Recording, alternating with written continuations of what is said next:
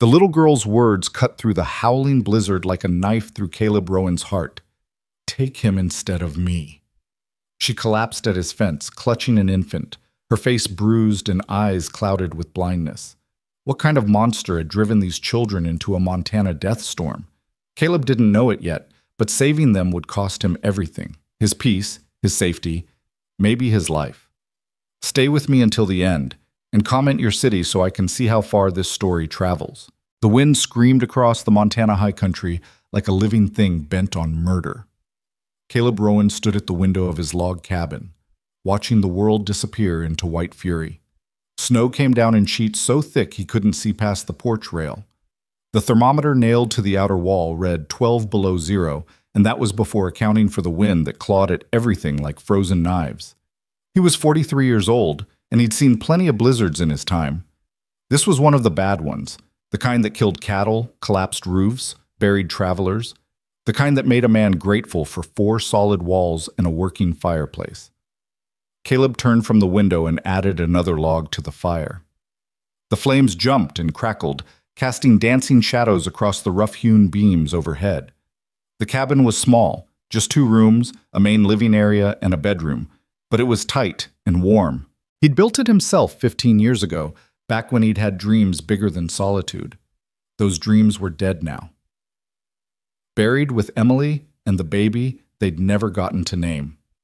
He shook his head, pushing the memories down where they belonged.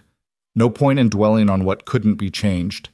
He moved to the kitchen area, really just a counter and a cast-iron stove against the far wall, and poured himself coffee from the pot that stayed perpetually warm. The liquid was thick and black, strong enough to strip paint. He drank it anyway. Outside, the wind shrieked louder. Something banged against the side of the cabin, probably the gate to the equipment shed coming loose. Caleb swore under his breath. He'd have to go out and secure it before the whole damn thing blew into the next county. He was pulling on his heavy coat when he heard it, a sound that didn't belong to the storm. He froze, listening. There it was again. Faint, almost swallowed by the wind, but unmistakable. A child's voice crying out. Caleb's blood went cold. Nobody should be out in this.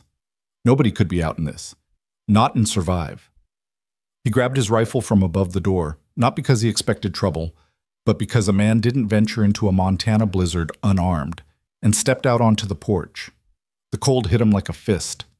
The wind tore at his coat, found every gap, every opening. Snow stung his face, got into his eyes, his mouth. He could barely see 3 feet ahead. "Hello!" he shouted into the maelstrom. "Anyone out there?" Nothing. Just the wind's relentless howl. He was about to go back inside, convince himself he'd imagined it, when he heard it again.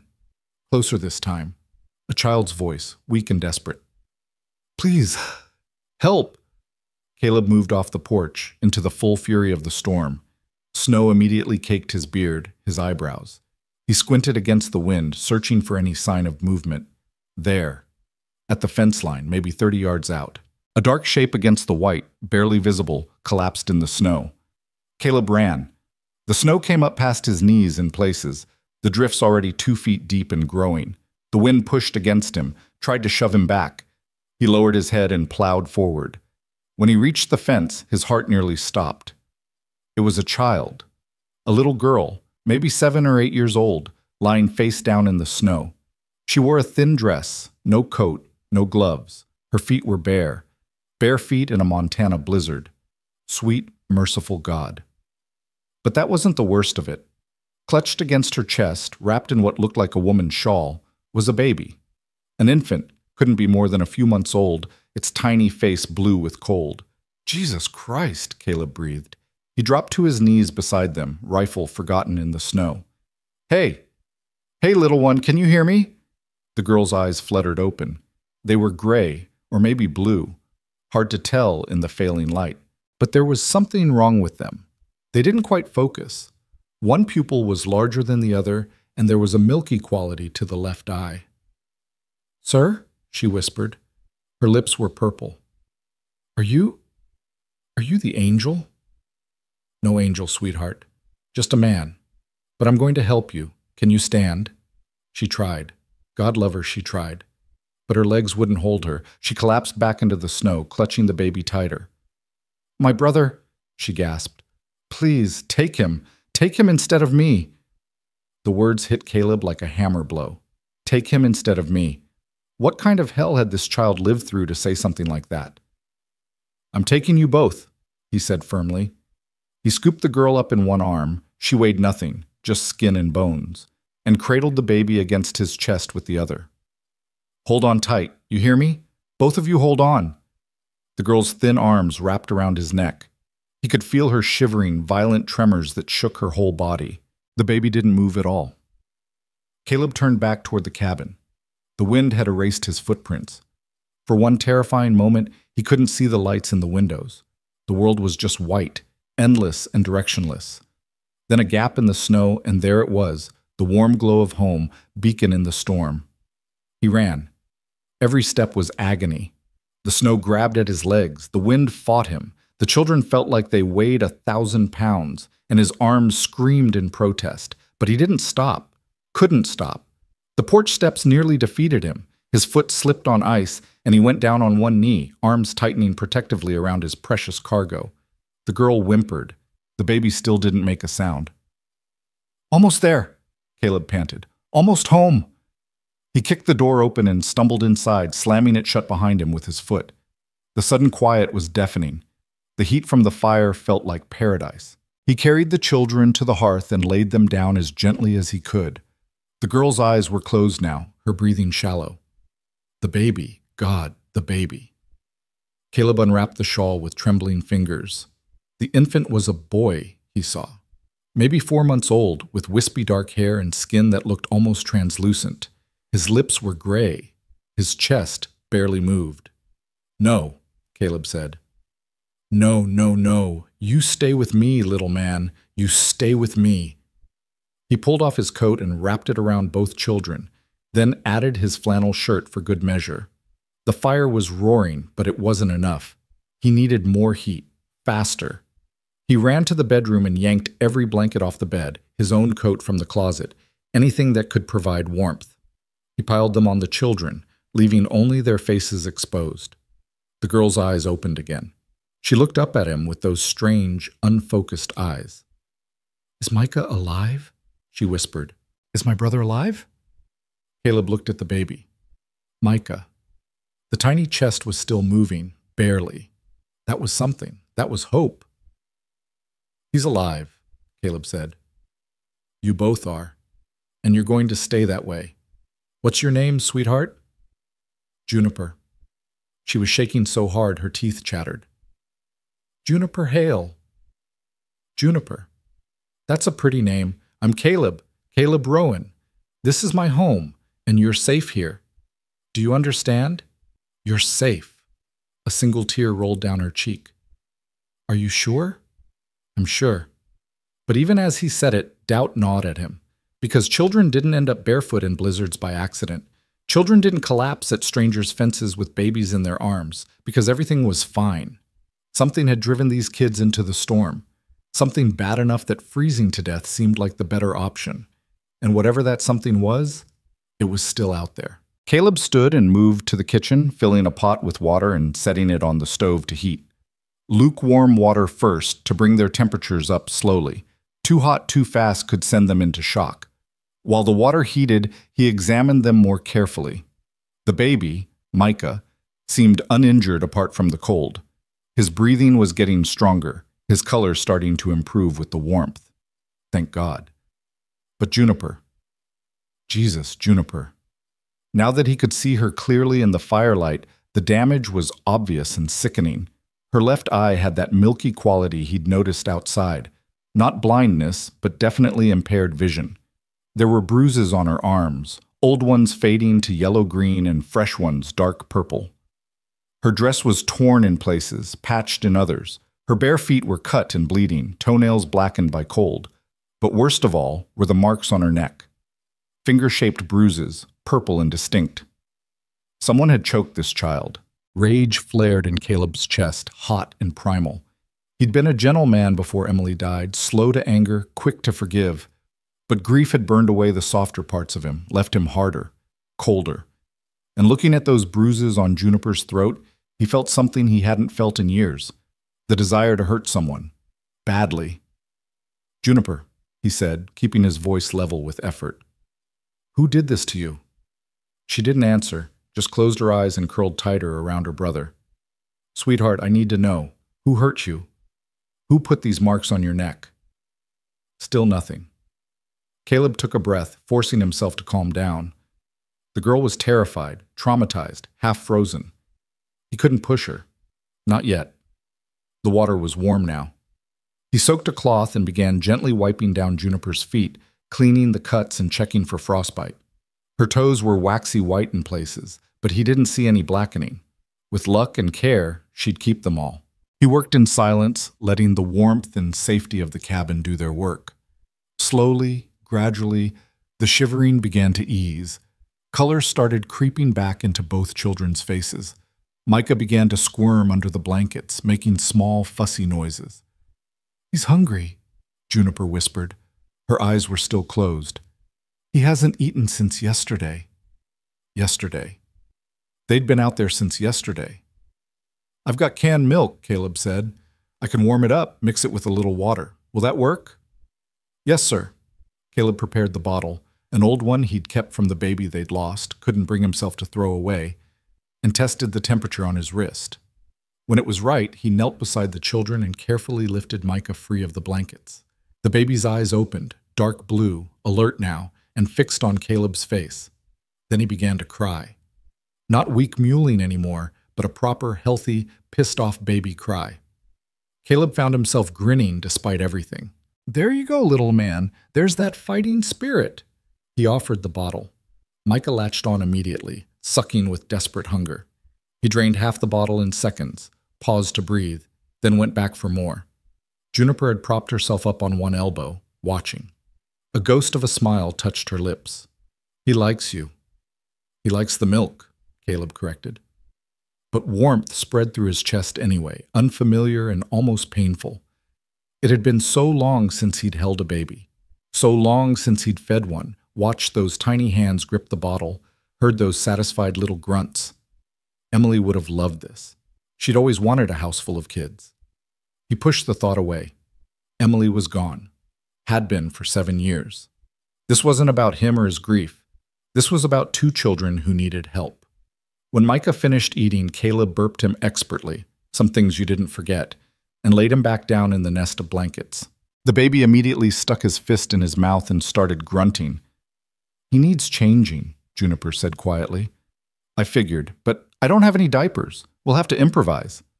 Caleb tore up an old shirt, fashioned a makeshift diaper, and changed the baby with practiced efficiency.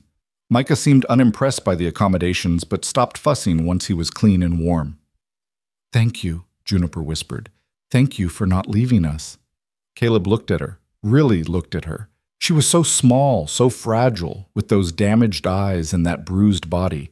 But there was steel in her too, strength that had kept her alive through God knew what, that had driven her to protect her brother even at the cost of her own life. This was a child who'd had to grow up too fast. Way too fast. "Juniper," he said gently, "I need you to tell me what happened. Who hurt you? Where are your parents?" For a long moment, she didn't answer. The fire crackled. Outside, the wind howled on, relentless. Then, so quietly he almost didn't hear, "They're dead." Caleb's chest tightened. "Both of them?" "Mama died when Micah was born. Papa—" Her voice broke. "Papa died 3 months ago. They said it was an accident. The wagon wheel broke, and he fell under it. But I know it wasn't an accident. I know it." "Why do you say that?" Juniper's thin hands clenched into fists. "Because Elias checked the wagon the day before. And Papa was careful. He always checked everything twice. He wouldn't have just— It wasn't an accident." "Who's Elias?" The girl flinched like she'd been struck. Her breathing quickened, and for a moment Caleb thought she might start hyperventilating. Hey, it's okay," he said quickly. "You're safe here. Nobody's going to hurt you. Just breathe, sweetheart. Breathe." It took a minute, but she got herself under control. When she spoke again, her voice was flat, hollow. The voice of someone who'd learned to hide their terror. "Elias Drummond. He was Papa's business partner.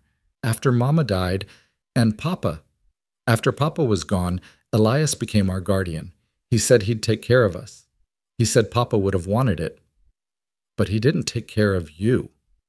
No, sir. Juniper's hand moved unconsciously to her throat, to those finger-shaped bruises. He said we cost too much, that we ate too much, that I was useless because of my eye, that Micah cried too much. He said if we couldn't earn our keep, he'd find someplace else to put us. An orphanage. Or worse. Caleb's jaw clenched. He hit you. Yes, sir. When I didn't work fast enough.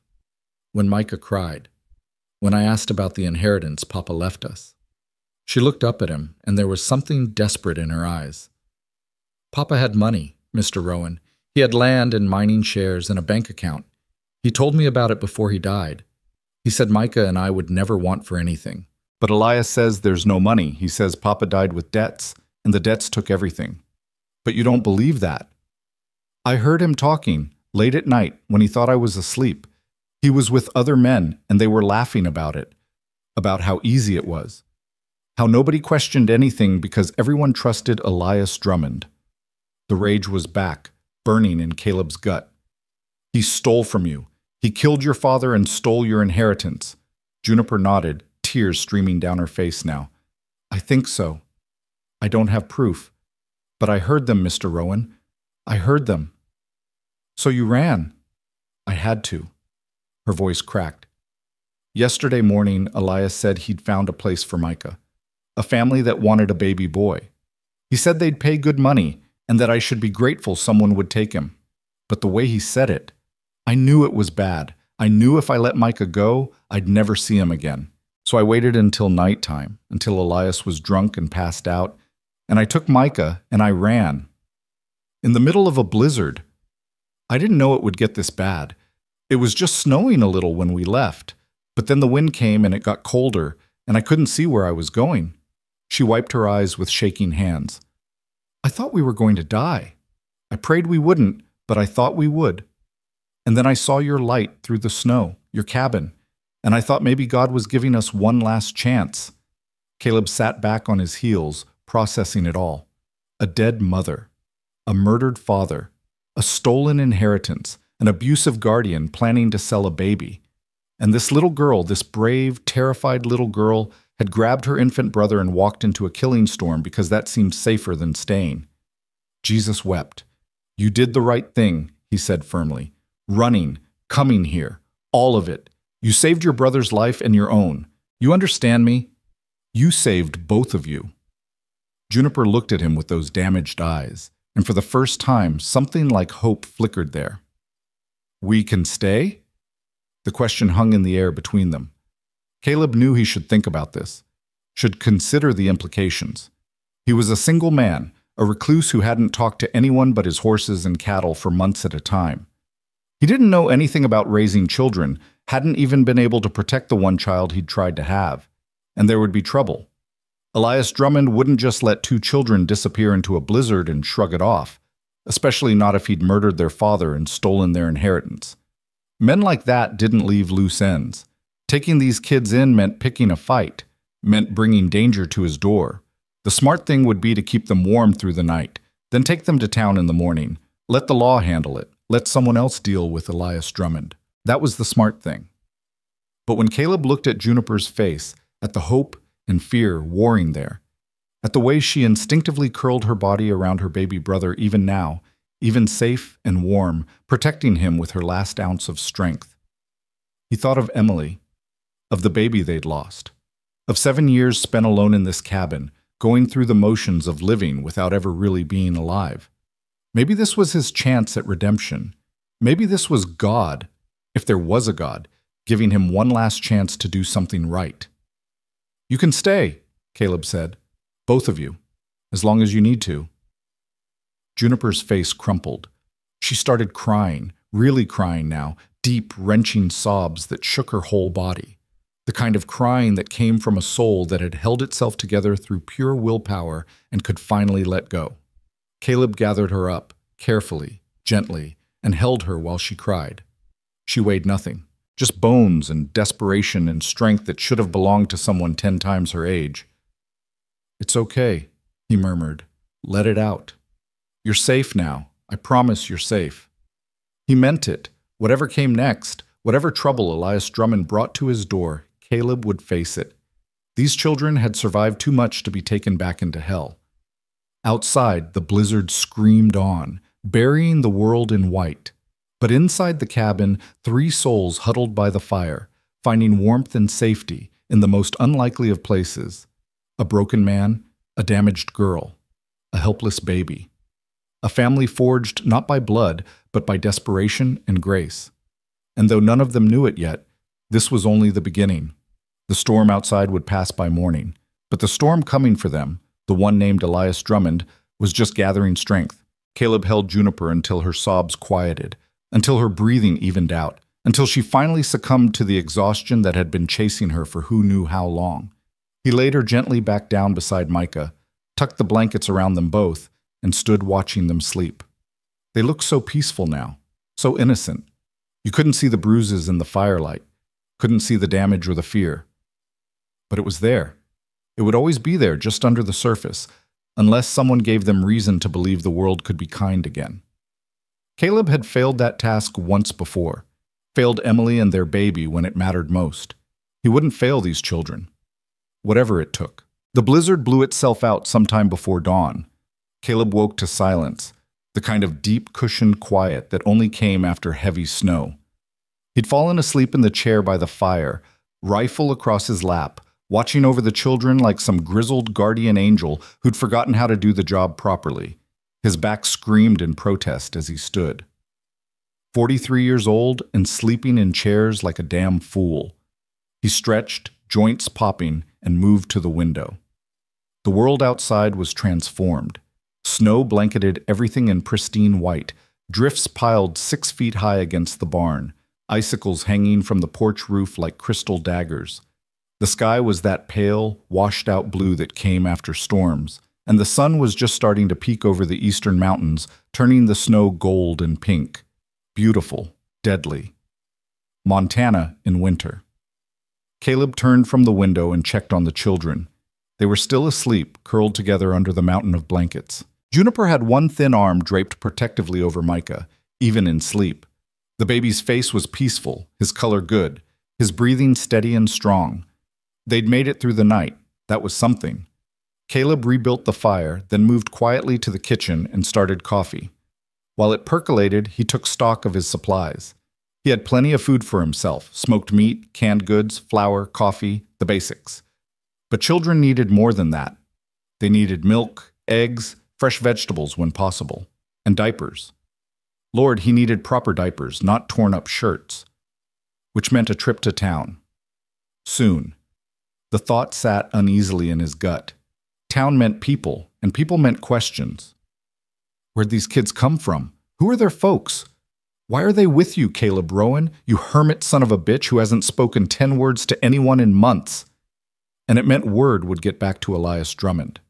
Had to. Nothing stayed secret in Copper Falls for long, but there was no help for it. The children needed things he couldn't provide, and he wasn't going to let them suffer for his preference for solitude. Behind him, he heard a small sound. He turned to find Juniper awake, propped up on one elbow, watching him with those uneven eyes. "Morning, sweetheart," Caleb said gently. "How are you feeling?" "Warm," she whispered, like it was a miracle. "My feet hurt." "I expect they do. Frostbite's setting in, but I think you'll keep all your toes if we're careful." He poured coffee into a tin cup, added a generous amount of sugar and even more canned milk, and brought it to her. "Here, drink this slowly. It'll help." Juniper struggled into a sitting position, wincing. She took the cup with both hands. He noticed her fingers were still stiff and clumsy from the cold, and sipped cautiously. Her eyes widened. "It's sweet." "Too sweet?" "No, sir. It's perfect." She took another sip, then another. "I've never had coffee before. Elias said it was wasted on children." Caleb felt that familiar rage kindle in his chest. "Well, Elias isn't here, is he? You drink all you want." Micah chose that moment to wake up with a wail that could have shattered glass. Juniper immediately tried to get up, to go to him, but Caleb waved her back down. "I've got him. You rest those feet." He changed Micah's makeshift diaper. God, he really needed proper ones. And prepared another bottle. The baby ate with the same desperate hunger as the night before, finishing the whole thing and demanding more. "He's always hungry," Juniper said, watching with worried eyes. Elias said he ate too much. Said I was feeding him too often. But the book's mama had said babies need to eat a lot, especially when they're growing. Your mama was right, and Elias is a damn fool. Caleb prepared a second bottle. How old is Micah exactly? 4 months and 6 days. He was born June 10th, which made it mid-October now. Caleb had lost track of dates living alone. Days blurred together when you had nothing but cattle and horses for company. Micah finished the second bottle and promptly spit up all over Caleb's last clean shirt. Caleb stared down at the mess, then started laughing. He couldn't help it. After 7 years of silence and grief, here he was covered in baby vomit, and somehow it felt right. "I'm sorry," Juniper said quickly, anxiously. "He does that sometimes. I should have warned you. I can clean it." "Juniper, it's fine. It's what babies do." Caleb wiped his shirt with a rag, then looked at her seriously. "I need you to understand something. In this house, you don't apologize for normal baby things, or normal child things. Micah can spit up, cry, make messes. You can ask questions, make noise, be a kid. Understand?"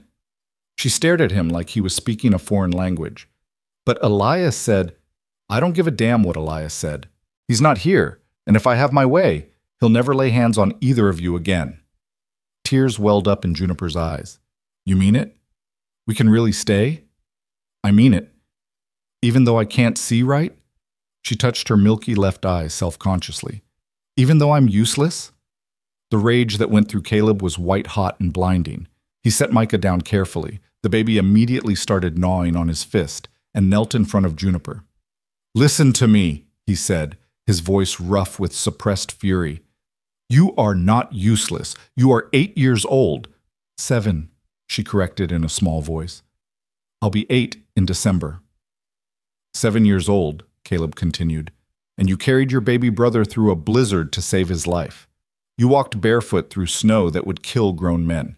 You survived months of abuse and came out the other side still fighting, still protecting the people you love. That's not useless, Juniper. That's the bravest damn thing I've ever seen. She was crying now, silent tears streaming down her thin face. "My eye got hurt in an accident. I fell down the stairs at Elias's house. It's been getting worse. Sometimes everything's blurry. We'll see a doctor. Get it looked at properly." Elias said doctors cost too much. "Elias," Caleb said flatly, "can go straight to hell." Juniper's eyes went wide. Apparently Elias didn't approve of cursing either, and then she giggled. Actually giggled, a sound so unexpected and pure that it made Caleb's chest ache. "Straight to hell," she repeated, testing out the forbidden words. Then more seriously, "Mr. Rowan, what happens when he comes looking for us?" And there it was. The question Caleb had been avoiding. "I don't know," he admitted. "But whatever happens, I won't let him take you back. I promise you that. He's going to be angry, really angry, and he has friends, important friends in town." "So do I." It was only half a lie. Caleb didn't have friends exactly, but he had a reputation. People knew him as a fair man, a hard worker, someone who kept to himself and didn't cause trouble. That had to count for something. Juniper didn't look convinced, but she nodded. "Okay, I trust you." 3 words that shouldn't have meant so much. But they did. They meant everything. The rest of the morning passed in a strange domestic routine.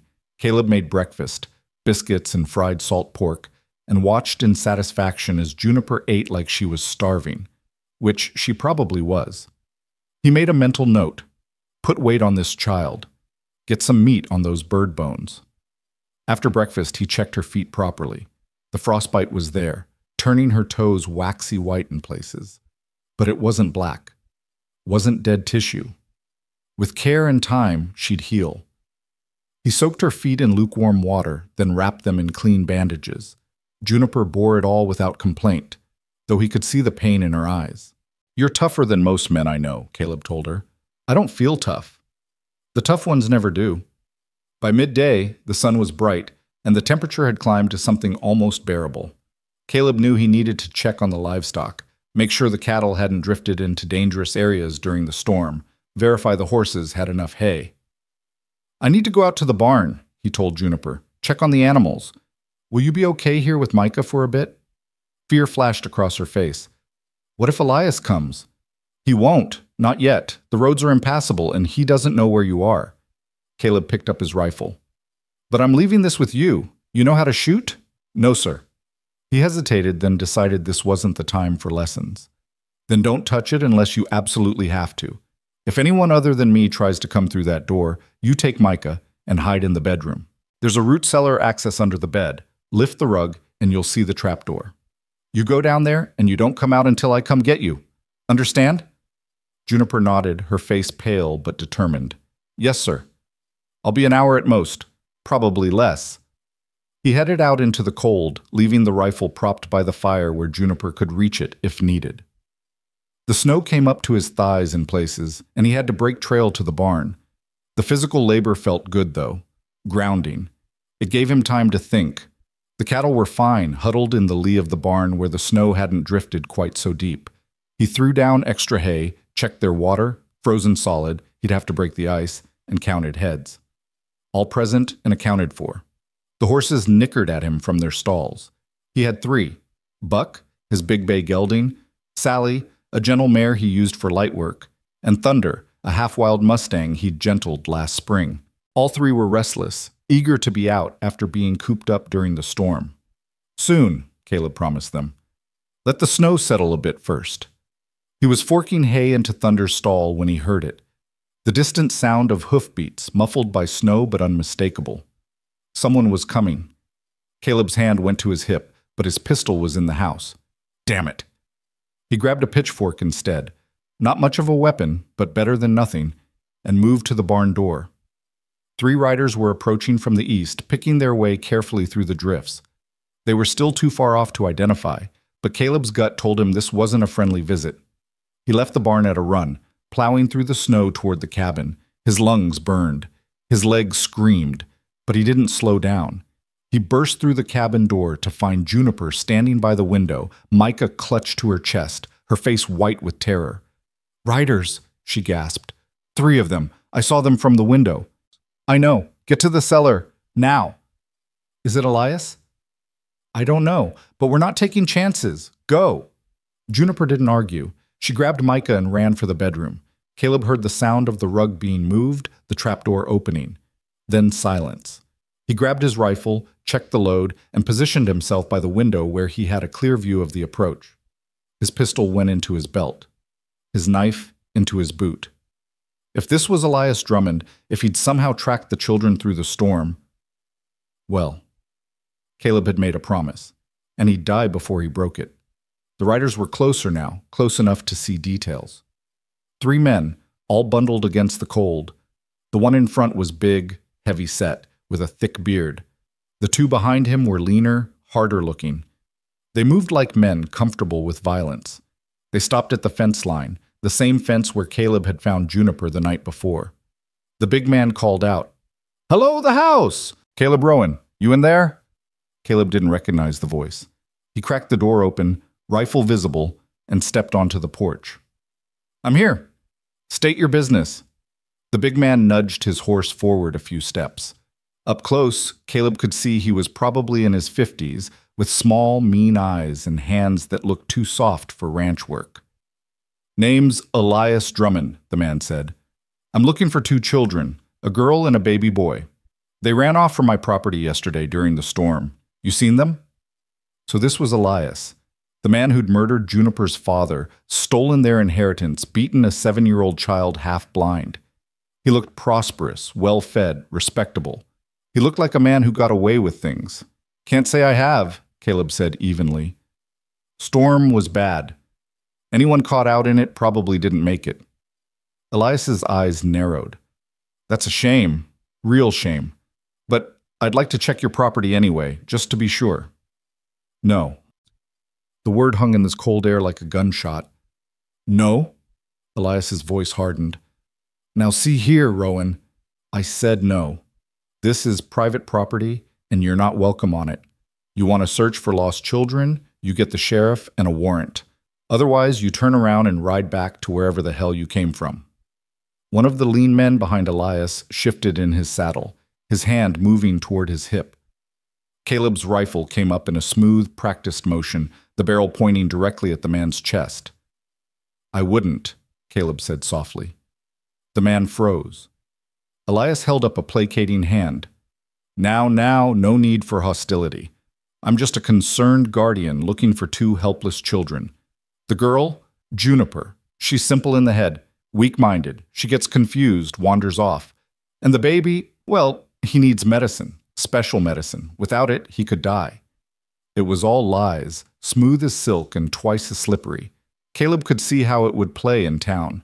Poor Elias Drummond, trying to save his wards from their own ignorance and misfortune. Like I said, Caleb repeated, his voice hard. Haven't seen them. Now get off my land. Elias studied him for a long moment. Then he smiled, and it was the smile of a snake sizing up a mouse. You know, Rowan, people in town talk about you. Say you're a recluse, unfriendly, maybe a little crazy since your wife died. Some folks wonder if you're dangerous.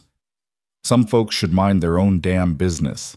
Just saying, if two children were to disappear and then show up here at the home of a known recluse with a history of instability, Elias let the implication hang.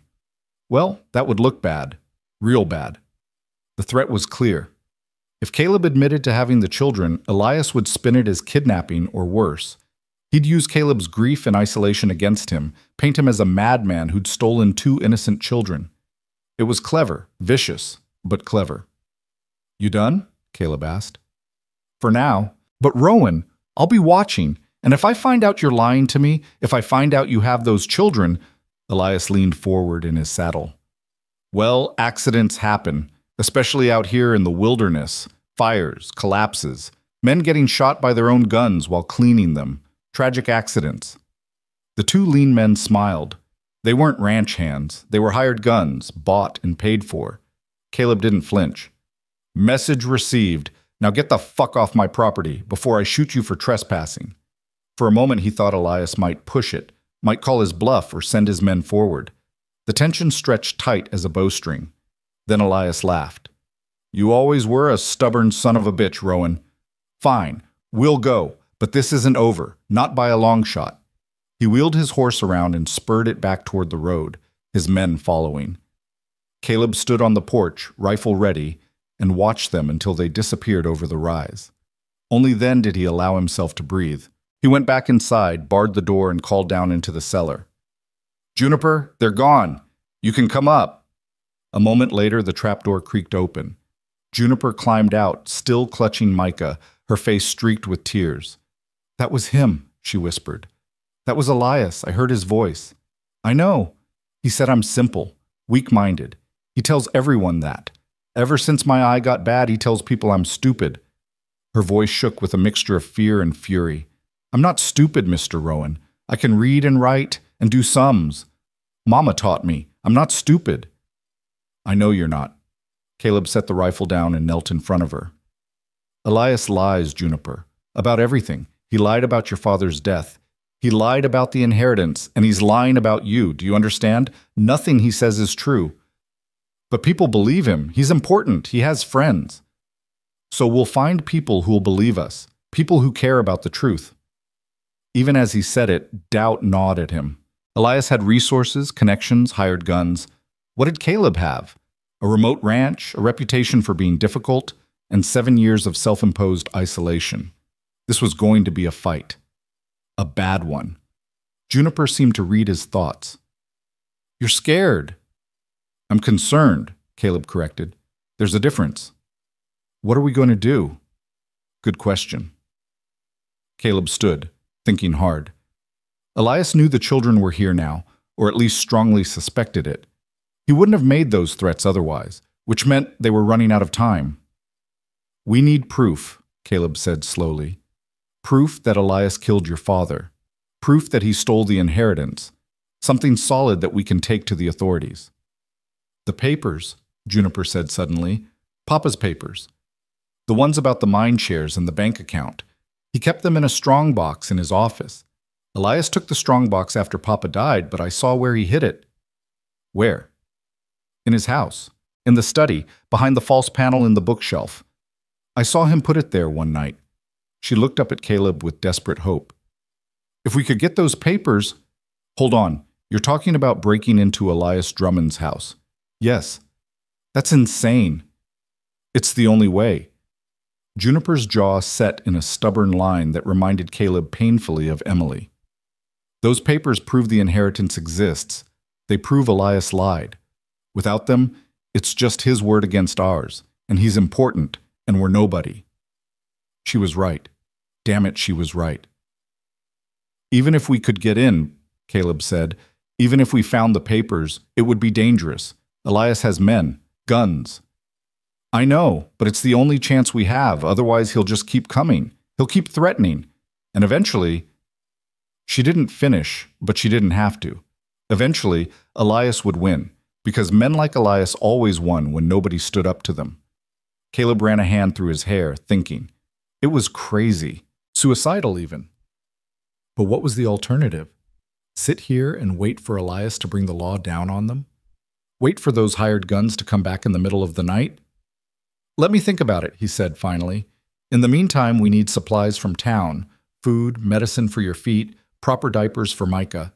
And we need to talk to the sheriff, feel him out, see whose side he's on. What if he's on Elias's side? Then we'll know what we're dealing with. They spent the rest of the afternoon preparing. Caleb hitched Buck to the small sleigh he used for winter transport and loaded it with furs to trade. Juniper stayed inside with Micah, watching from the window with anxious eyes. I'll be back before dark, Caleb promised. You remember what to do if anyone comes? Hide in the cellar. Don't come out until you get back. Good girl. The ride to Copper Falls took 2 hours through the snow-choked roads. The town was small, maybe 300 people if you counted the outlying ranches, but it had the essentials: general store, saloon, church, sheriff's office, and a doctor who was drunk more often than not, but still technically functional. Caleb tied Buck outside the general store and went in. The proprietor, a thin man named Harris, looked up from his ledger. Caleb Rowan. Haven't seen you in months. Thought maybe the winter had finally got you. Not yet, Harris. I need supplies. He gave his list: canned milk, eggs, flour, sugar, bandages, laudanum for pain, and with some embarrassment, cloth diapers. Harris's eyebrows climbed his forehead at that last item. Diapers? You got a baby out at your place, Caleb? Just get the supplies, Harris. Sure, just making conversation. But his eyes were curious, speculative. By nightfall, the whole town would know Caleb Rowan had bought baby diapers. While Harris gathered the items, Caleb wandered over to the notice board by the door. The usual postings: land for sale, work wanted, church services. And then, near the bottom, something that made his blood run cold. A notice, handwritten in neat script. Missing, 2 children, wards of Elias Drummond, Juniper Hale, age 7, brown hair, impaired vision. Micah Hale, age 4 months, dark hair, last seen October 16th during blizzard. Likely disoriented and in danger. $50 reward for information leading to their safe return. Contact E. Drummond, Copper Falls. $50. That was more than most people in Copper Falls made in 3 months. Someone would talk. Someone always talked when money was involved. Caleb tore the notice down and stuffed it in his pocket. Hey, Harris protested. That's town property. Bill it to Elias Drummond. I'm sure he can afford it. He paid for his supplies, loaded them into the sleigh, and headed for the sheriff's office. Time to find out where the law stood. Sheriff Tom Brennan was in his 50s, grizzled and weathered with more scars than teeth. He'd been sheriff for 15 years and had a reputation for being fair but unimaginative. He looked up as Caleb entered, surprise crossing his face. Caleb Rowan, this is unexpected. Sheriff, got a minute? For you, always. Have a seat. Coffee? No thanks. Caleb remained standing. I want to ask you about Elias Drummond. Brennan's expression shuddered immediately. What about him? What kind of man is he? Respected, successful, runs a good business, treats his workers fair, donates to the church. Brennan leaned back in his chair. Why do you ask? Just curious. He came by my place this morning, looking for 2 children who ran off. Yeah, I heard about that. Terrible thing. Poor man's beside himself with worry. Is he? Caleb kept his voice neutral. What do you know about the children? Orphans. Their daddy died in a wagon accident last summer. Drummond took them in out of Christian charity, even though he didn't have to. Girl's got something wrong with her head, Drummond says. Wanders off, gets confused, probably didn't understand the storm was dangerous. It was the story Elias had spun, word for word, and Brennan believed it. Caleb could see it in his eyes. Did you investigate the father's death? Caleb asked. Brennan frowned. Why would I? It was an accident. Wagon wheel broke. These things happen. Did you examine the wagon? Caleb, what the hell are you getting at? Just asking questions, Sheriff. Well, stop. Brennan stood, his hand moving unconsciously toward the gun at his hip. You got something to say about Elias Drummond? You say it plain. Otherwise, don't waste my time with insinuations. Caleb studied him. Brennan wasn't corrupt, he decided. Just lazy and predisposed to believe the word of a prosperous white businessman over anything else. He'd close ranks around Elias because that was easier than asking hard questions. Never mind, Caleb said. Forget I asked. He turned to go. Rowan? Brennan's voice stopped him at the door. Those children show up at your place, you let me know. Immediately. Understood? Understood. Caleb walked out into the cold afternoon, his gut churning with anger and frustration. The sheriff was useless, worse than useless. He was actively on Elias's side, which meant they were on their own. He was loading the last of the supplies into the sleigh when he heard a voice behind him. Mr. Rowan? He turned to find a woman standing there. She was maybe 30, with dark hair and kind eyes, wrapped in a threadbare shawl against the cold. Yes? My name is Mary Chen. I worked for the Hale family, for Juniper and Micah's father, before he died. Caleb's pulse quickened. Go on. Mary looked around nervously, then stepped closer. I heard you asking about Elias Drummond, about the children, and I think you should know, Mr. Hale's death wasn't an accident. You have proof? Not proof, but I was there the day before. I saw Mr. Drummond checking the wagon, and I saw... She swallowed hard. I saw him do something to the wheel, loosen something. I didn't think much of it at the time, but then the next day, when Mr. Hale died... Why didn't you go to the sheriff? I did. He said I was mistaken, said I was just a hysterical woman grieving her employer. Drummond had witnesses who said they'd examined the wagon and found nothing suspicious.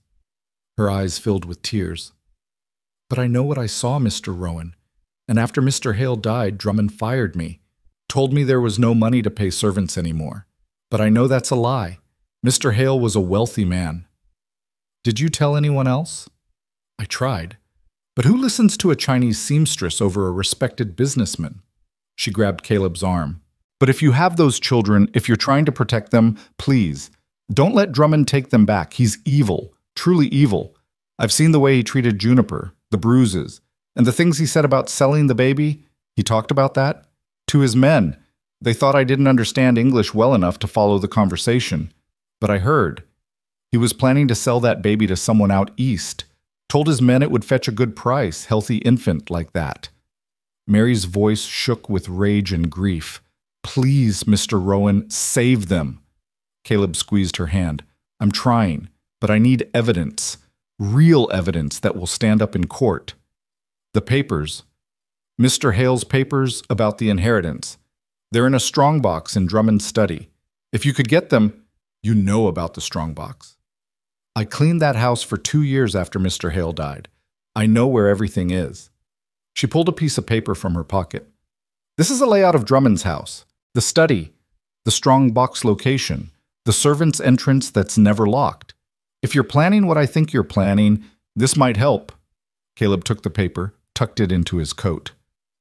Thank you, Mrs. Chen. This is brave of you. It's not brave. It's right.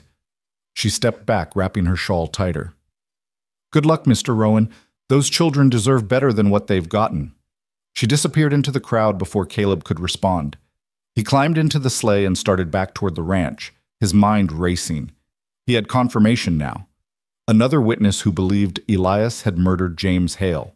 He had a map of Drummond's house, and he had 2 children depending on him to do the impossible. The sun was setting by the time he got home, painting the snow gold and crimson. He could see smoke rising from the cabin chimney, and for just a moment it felt like coming home used to feel. Like there was someone waiting for him, someone who'd be glad he was back. Juniper met him at the door, Micah in her arms, relief flooding her face. "You're back. I was worried." "Told you I would be." "How's Micah?" "Fussy. I think his stomach hurts. Probably gas. Babies get that." Caleb unloaded the supplies, then showed Juniper the proper diapers. "These will work better than torn-up shirts." Her eyes lit up. "Real diapers." "Thank you, Mr. Rowan." Over dinner, salt pork and beans, nothing fancy, Caleb told her about his conversation with the sheriff and his encounter with Mary Chen. Juniper listened intently, her damaged eyes sharp with intelligence. "Mrs. Chen is kind," she said. "She used to sneak me extra food when Elias wasn't looking, and she believed me about my eye, about it being more than just an accident." "What do you mean?" Juniper's hand went to her face. "I told you I fell down the stairs." "That's true. But Elias pushed me. He was angry because I asked about Papa's papers. He pushed me, and I fell. And I hit my head on the banister. My eye's been bad ever since." The rage was back, hot and lethal.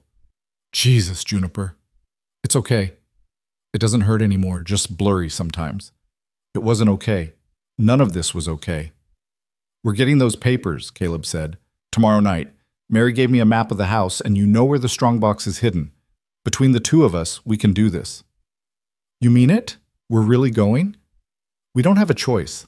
Elias has the sheriff in his pocket, and without proof, we can't fight him. So yes, we're going." Juniper set down her fork, her face deadly serious. "Mr. Rowan, if something happens to you, if Elias's men hurt you because of us, nothing's going to happen to me.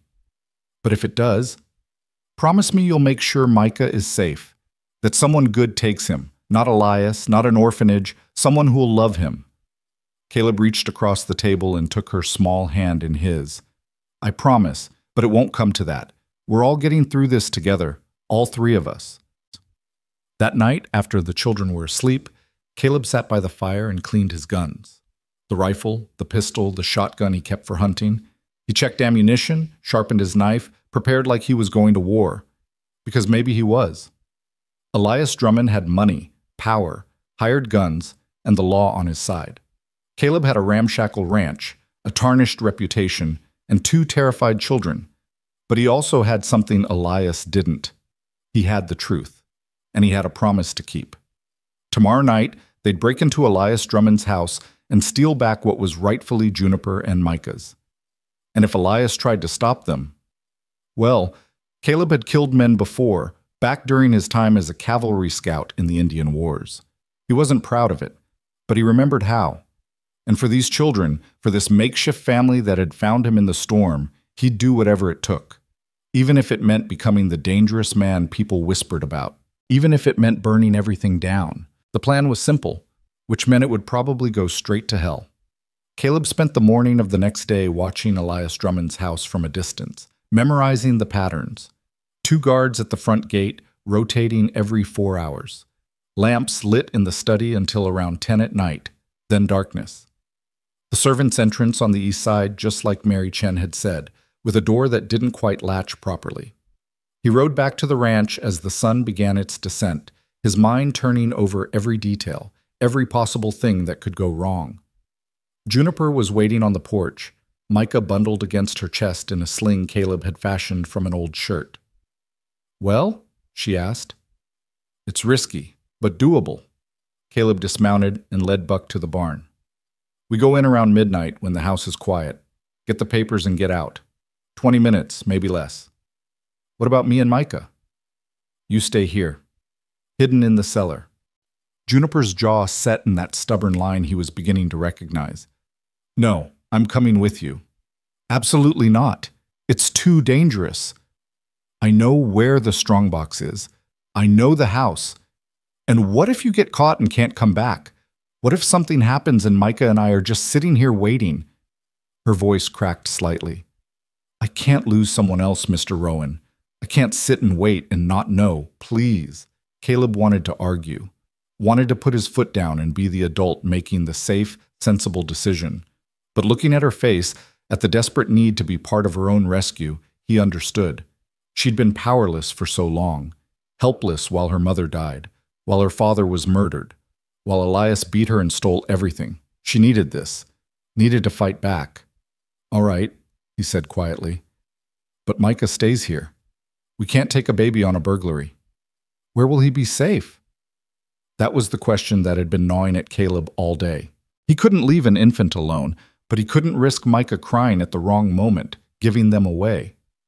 "I might know someone," he said slowly. "Someone we can trust."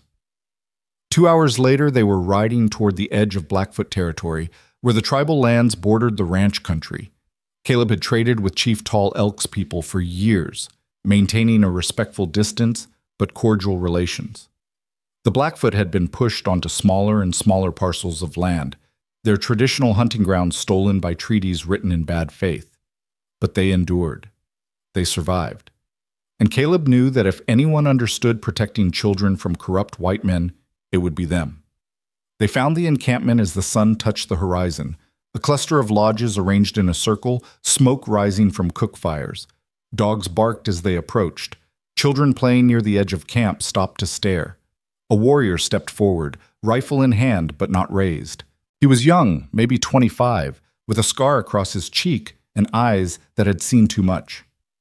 "Caleb Rowan," the warrior said in accented English, "you come far from your lands." "I need to speak with Chief Tall Elk. It's important." The warrior studied Juniper, then Micah. Something shifted in his expression. "The children. We heard stories. That Drummond searches for them." "You know Elias Drummond?" "We know many things the white men think we do not." The warrior gestured toward the largest lodge. "Come. The chief will see you." Chief Tall Elk was ancient, his face a map of wrinkles, his hair white as the snow outside. But his eyes were sharp as obsidian, missing nothing. He sat by his fire, wrapped in a buffalo robe, and gestured for Caleb to sit. "You bring children to my lodge," Tall Elk said in perfect, unaccented English. "Children who run from the man with poison in his heart." Caleb blinked. "You know about Elias?"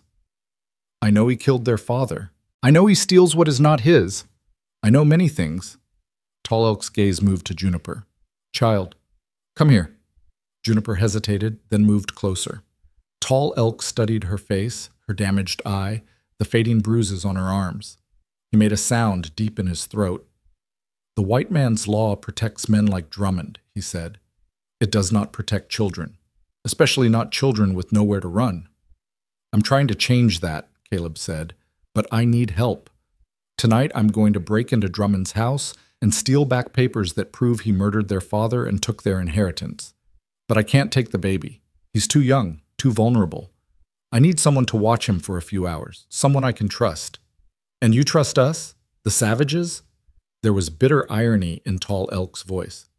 "I trust you more than I trust most white men in Copper Falls." Tall Elk was silent for a long moment. Then he gestured to a woman sitting near the fire, younger, maybe 40, with kind eyes and strong hands. "This is Morning Bird. She raised 6 children of her own. The baby will be safe with her." Morning Bird came forward and held out her arms.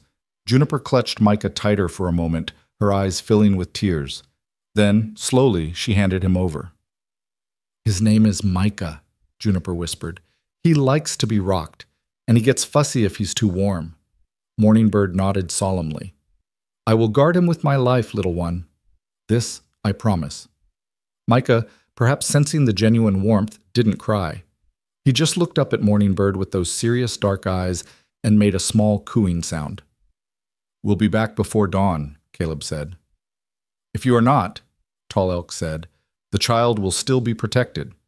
We do not abandon the helpless, whatever your white law may do." There was weight in those words, a promise that went deeper than just one night. Caleb and Juniper rode through the darkness toward Copper Falls, the temperature dropping with each passing hour. Juniper was quiet, her hands gripping the saddle horn with white-knuckled tension. "You scared?" Caleb asked. "Terrified." "Good. Scared keeps you sharp, keeps you careful." They left Buck tied in a grove of trees a quarter-mile from Drummond's house and approached on foot. The mansion, and it was a mansion, 3 stories of ostentatious wealth, loomed against the night sky. Lights burned in a few windows on the ground floor. The guards at the front gate were visible, their cigarettes glowing like fireflies. Caleb and Juniper circled around to the east side, moving through the shadows.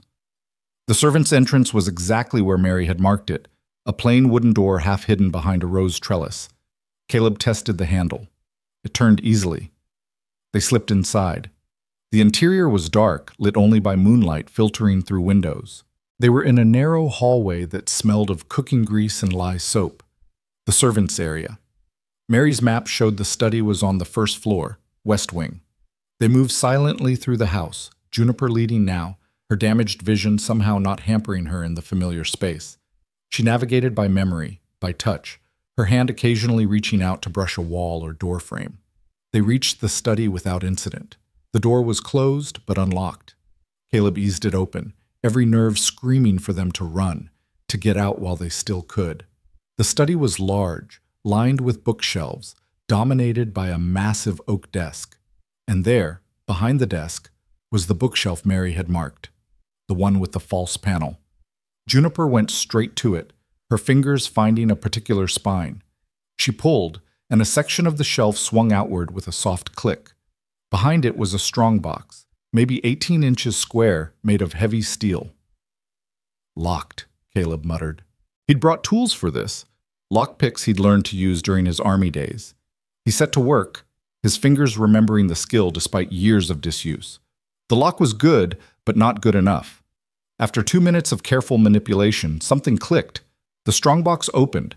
Inside were papers, lots of them, deeds, bank statements, contracts. Caleb grabbed them all, shoving them into the leather satchel he'd brought. "Is this everything?" he whispered. Juniper nodded, her eyes wide in the darkness. "That's Papa's writing, on the bank statements. I recognize it." They had the evidence, now they just needed to get out. Caleb closed the strongbox, swung the false panel back into place, and turned toward the door. It opened. A man stood there, silhouetted against the hall light. Not Elias. One of the guards, his hand going for his pistol. "What the hell?" Caleb moved on instinct, crossing the distance in 2 strides and slamming the butt of his pistol into the guard's temple. The man dropped like a stone. "Run!" Caleb hissed. They ran. Behind them, someone shouted. A bell began ringing, loud and insistent. More voices, more footsteps. Caleb and Juniper burst out of the servants' entrance and sprinted for the trees. Shots rang out, bullets whipping past them in the darkness. Juniper stumbled, nearly fell, but Caleb grabbed her arm and hauled her forward. They reached the grove where Buck waited. Caleb threw Juniper into the saddle and swung up behind her, spurring the horse into a gallop. More shots. One struck a tree inches from Caleb's head, spraying bark. But then they were past the fence line, into open country, and Buck was running full out, his hooves thundering against frozen ground. They didn't stop until they reached the Blackfoot encampment. Warriors appeared from the darkness, weapons ready, but relaxed when they saw Caleb's face. Juniper practically fell off the horse and ran to Morning Bird, who was standing outside her lodge with Micah in her arms. The baby was awake but calm, making small, happy sounds.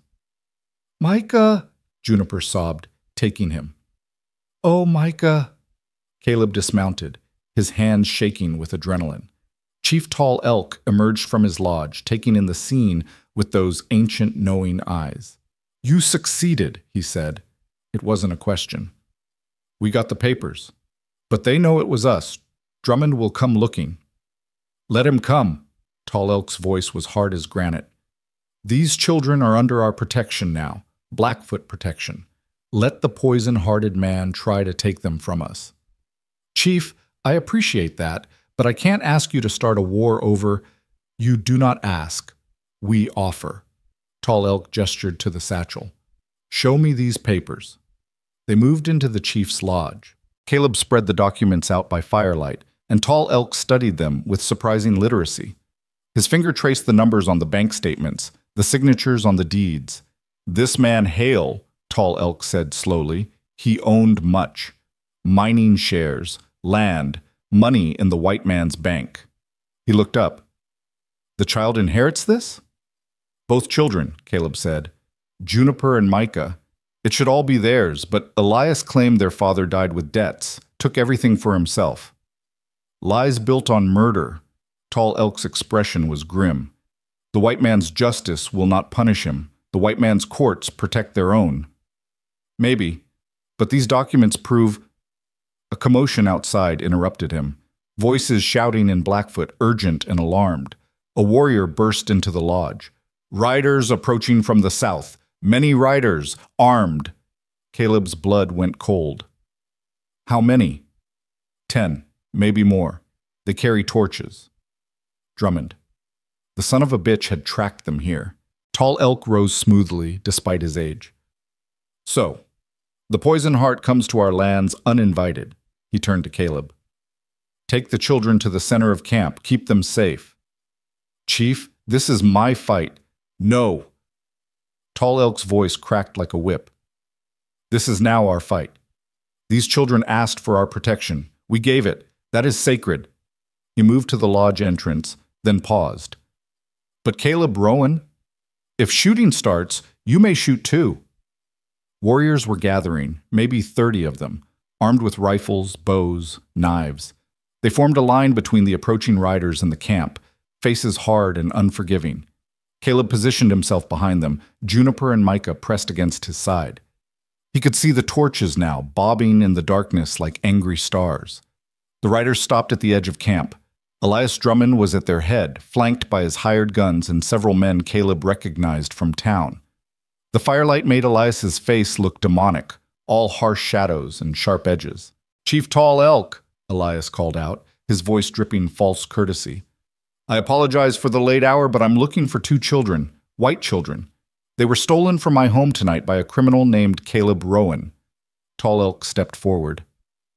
You come to our lands with guns and torches and speak of theft? You, who have stolen more from us than can ever be repaid. This is different. Those children are under my legal guardianship. Rowan kidnapped them. He's a dangerous man, unstable, possibly insane. I'm asking, as one leader to another, that you return the children to me. We ask nothing of you, Tall Elk said flatly. You ask nothing of us. Leave our lands. Elias's facade cracked slightly. Now see here. You murder a father. You beat a child. You steal what is not yours. Tall Elk's voice rose, carrying across the cold night air. And now you come here with threats, expecting us to help you continue these crimes? No. The children stay. You leave. But one of the hired guns shifted in his saddle. Chief, we don't want trouble, but we will take those kids, one way or another. 30 rifles came up in perfect unison. The metallic click of hammers being cocked was deafening. You wish to start a war tonight? Tall Elk asked calmly. You wish to attack us on our own lands, murder us in front of witnesses, and expect there will be no consequences? Elias's face had gone pale. This is absurd. I'm a respected businessman. I have the law on my side. Your law does not reach here. This is tribal land, granted by treaty. Our land, our law. Tall Elk took a step forward. Now leave. Before we decide that treaty or no treaty, some crimes must be answered immediately. For a long moment, no one moved. The tension was thick enough to choke on. Caleb's hand tightened on his pistol, ready for the first shot. Then Elias wheeled his horse around. This isn't over. I'll go to the territorial governor, the federal marshals. I'll have the army here if I have to. Do what you must, Tall Elk said. We are accustomed to the white man's broken promises and hollow threats. Elias and his men rode off into the darkness, their torches disappearing like dying embers. Caleb let out a breath he didn't know he'd been holding. Juniper was shaking against him, silent tears streaming down her face. Thank you, Caleb said to Tall Elk, for standing with us. We did not stand with you, Caleb Rowan. The chief's eyes were unreadable. We stood with children who had no one else, as we always have, as we always will, for as long as our people endure. They spent the night in the camp. Caleb couldn't sleep, his mind racing through possibilities and problems. Elias would make good on his threats. He'd go to the territorial authorities, spin his story, paint Caleb as a kidnapper, and the Blackfoot as savages harboring criminals. But they had the papers now. Evidence that could prove everything. The question was, who would listen? As dawn broke cold and gray, Chief Tall Elk summoned Caleb to his lodge. The old man looked tired, as if he'd aged a decade overnight. "Sit," he said. "We must talk of serious things." Caleb sat, accepting the cup of bitter tea Morning Bird offered. "The children cannot stay here forever," Tall Elk said bluntly. "Our protection is real, but limited. Drummond will bring soldiers eventually, will claim we kidnapped white children, and soldiers do not care about truth or justice when it comes to us." "I know, but where else can they go?" "That is the question." Tall Elk sipped his tea. "Tell me, Caleb Rowan, why do you fight for these children? They are not your blood, not your responsibility." Caleb was quiet for a moment, thinking of Emily, of the baby they'd lost, born too early, too small, never drawing breath, of 7 years spent in a cabin that echoed with absence. "Because someone has to," he said finally. "Because they're children, and they deserve better than what they've gotten. Because—" He stopped, surprised by the emotion in his throat. "Because maybe they can save me as much as I'm trying to save them." Tall Elk nodded slowly. "Truth at last. That is good." He set down his tea. "The children need more than protection, Caleb Rowan. They need a home, a real home, with someone who will raise them, love them, fight for them. Are you that someone?" I don't know if I can be. I'm just a rancher, alone. I don't know anything about raising kids. And yet here you are, already raising them." Tall Elk's gaze was penetrating. "The girl trusts you. The baby knows your smell, your voice. You feed them, protect them. What is that, if not raising them? It's temporary, until we figure out something permanent." "Why must it be temporary?" The question hung in the air. Why indeed? What was stopping Caleb from making this permanent, from truly becoming these children's father? Fear, he realized. Fear of failing them the way he'd failed Emily and their baby. Fear of loving something and losing it again. "I see the fear in you," Tall Elk said gently. "It is the fear of a man who has lost much. But Caleb Rowan, loss is certain. It comes for all of us in time. The only question is whether we let fear of loss prevent us from living, from loving, from trying."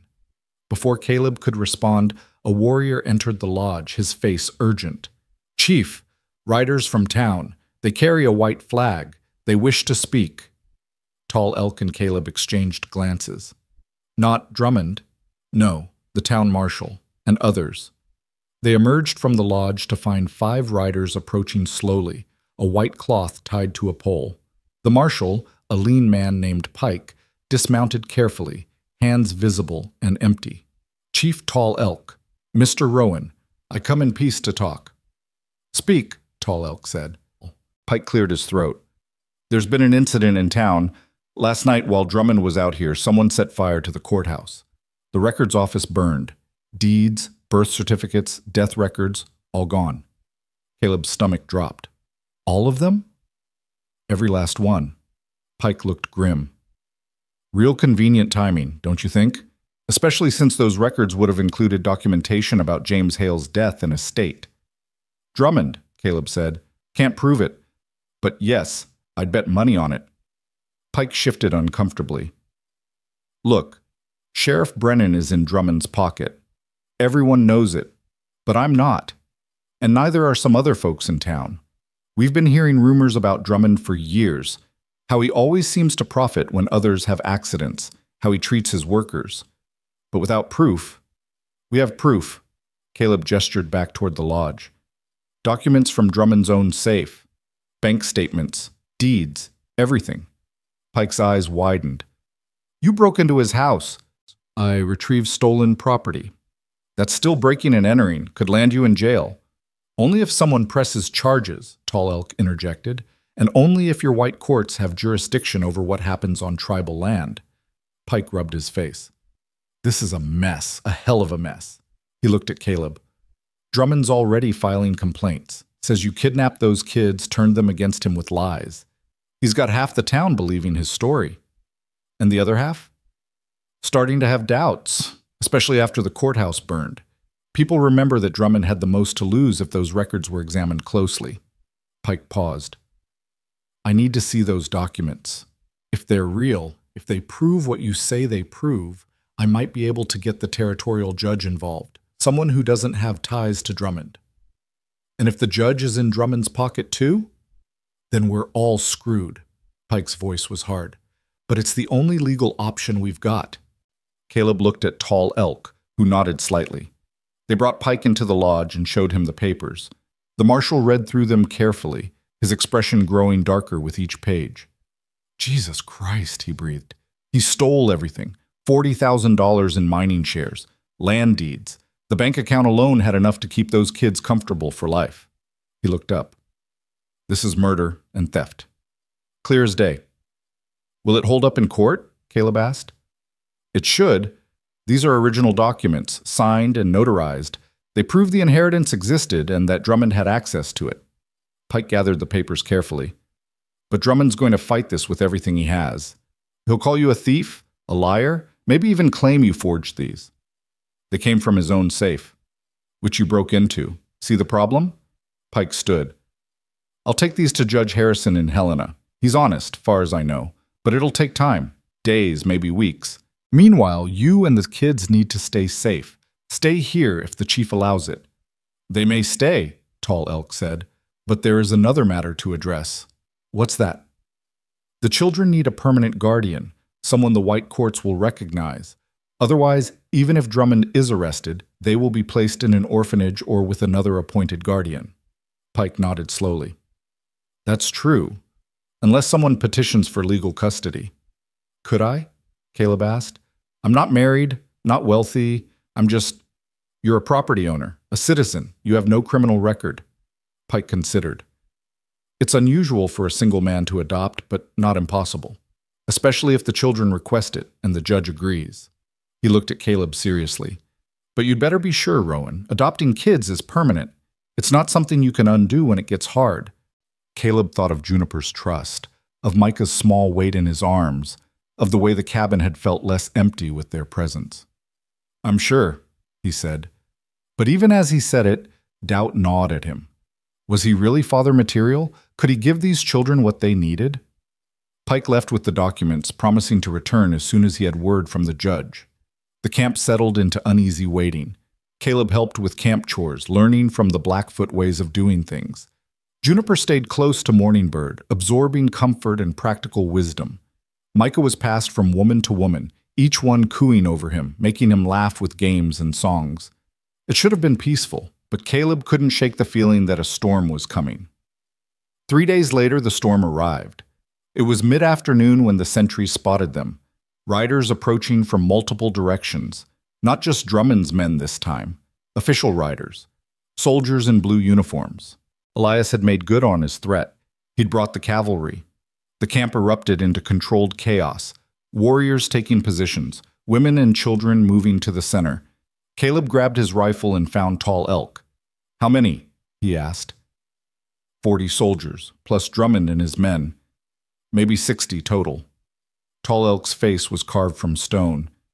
They mean to take the children by force. We can't fight the army. That's suicide.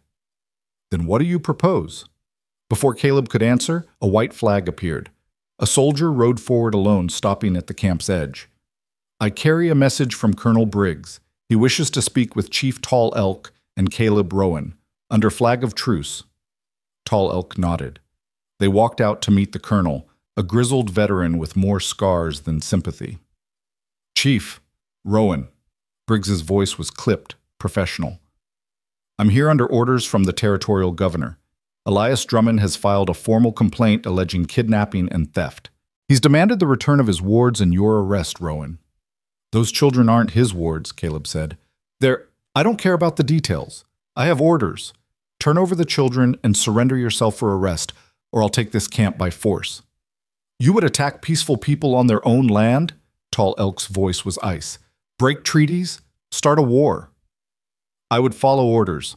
Briggs's expression flickered with something, doubt, regret, but his voice remained firm. You have 1 hour to comply. They walked back to camp in heavy silence. Around them, warriors checked weapons, said quiet goodbyes to children. Everyone knew what refusing the army meant. Caleb felt sick.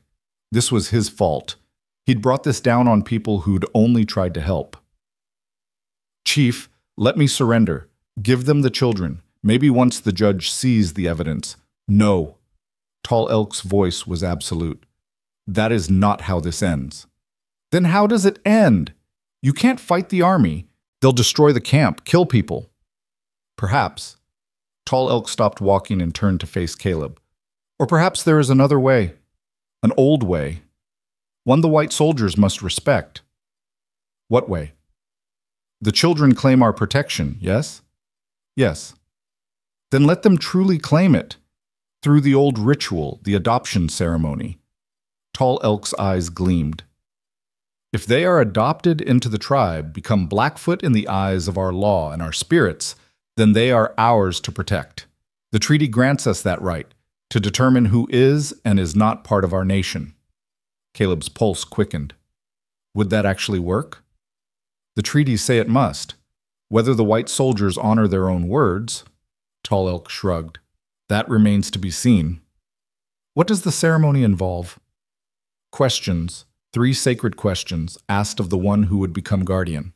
The answers must be true, must come from the heart. If they are false, the spirits will know and the adoption will fail. And if I fail? Then we have no choice but to surrender or fight. Tall Elk gripped Caleb's shoulder. But I do not think you will fail, Caleb Rowan. Your heart is already theirs. You need only speak it aloud. The tribe gathered in a circle as the sun began to set. Juniper stood beside Caleb, holding Micah, her eyes huge and frightened. Warriors ringed the outside, facing outward, watching the army that waited beyond. Tall Elk stood in the center, arms raised, speaking in Blackfoot, then in English for Caleb's benefit. We gather to witness an adoption, to bind souls not by blood, but by choice, by love, by sacred promise. He turned to Caleb. Caleb Rowan. You wish to become father to these children?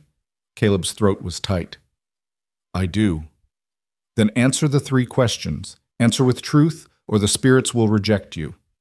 The camp fell silent. Even the wind seemed to hold its breath. First question, Tall Elk intoned. Why do you seek to become father? What do you hope to gain? Caleb thought of all the easy lies he could tell. Noble lies about duty and justice. But Tall Elk had said truth, so truth it would be. I lost a child once, he said quietly. Lost my wife, lost the baby we made together, lost everything I thought my life would be. I've been half dead for 7 years, just going through motions. These children, they make me feel alive again. They make me want to be better, to try. His voice cracked. I don't know if I'll be a good father. I'm scared I'll fail them, but I want to try. I want them. Not to replace what I lost, but to have something new, something real. A family. Tall Elk nodded slowly. Second question, what will you sacrifice for these children? Everything, Caleb said without hesitation. My safety, my solitude, my life, if it comes to that. Whatever they need, I'll give it, however I can. Third question. Tall Elk's voice dropped, became almost gentle. What will you teach them of their pain, of the suffering they have endured? Caleb looked at Juniper, at her damaged eye and thin frame and too old expression, at Micah, innocent and helpless. What could he teach them about pain? I'll teach them that pain doesn't define them, he said slowly, that they're stronger than what hurt them, that they survived, and survival matters. But I'll also teach them. He stopped, surprised by the tears on his face. I'll teach them that it's okay to hurt, to be angry, to grieve, that healing isn't forgetting, that they don't have to be okay all the time. And I'll teach them that they're loved, even broken, even scared, especially then. Silence. long and deep. Then Tall Elk smiled. It transformed his ancient face, made him look younger, lighter. The spirits accept your answers. Your heart is true. He turned to Juniper. Child, do you accept this man as father? Juniper looked up at Caleb with tears streaming down her face. Yes, I do. And does the baby accept? As if on cue, Micah reached out his small arms toward Caleb, making grabbing motions. The tribe laughed, the sound warm and real. Tall Elk placed his hand on Caleb's head, then on each child. He spoke in Blackfoot, words that Caleb didn't understand but felt in his bones. Ancient words, powerful words. It is done, Tall Elk announced.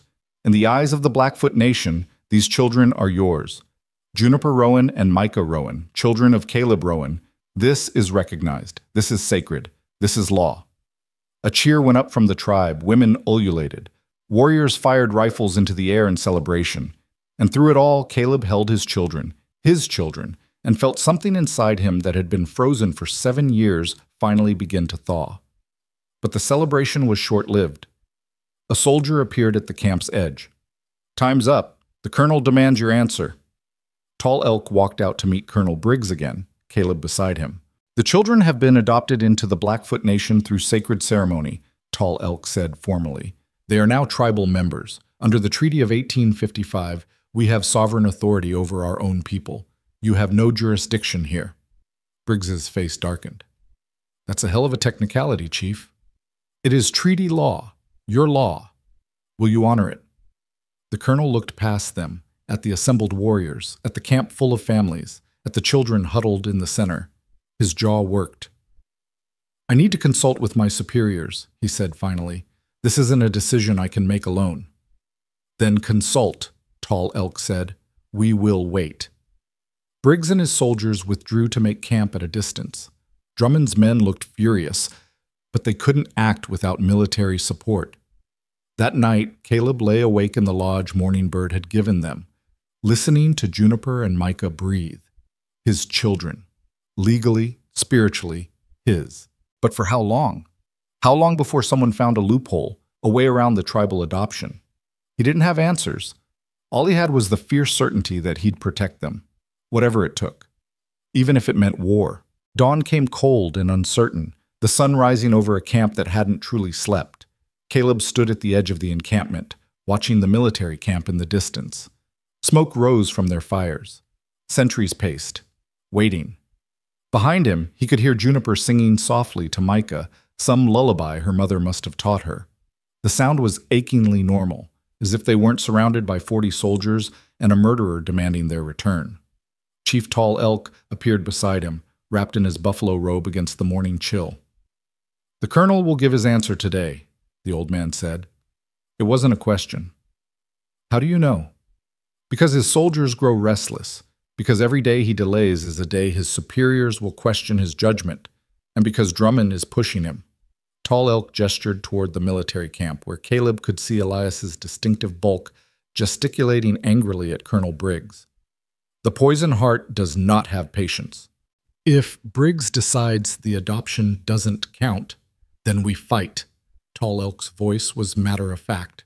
We will lose, but we will fight. Chief, I can't ask you to die for us. You did not ask. We chose.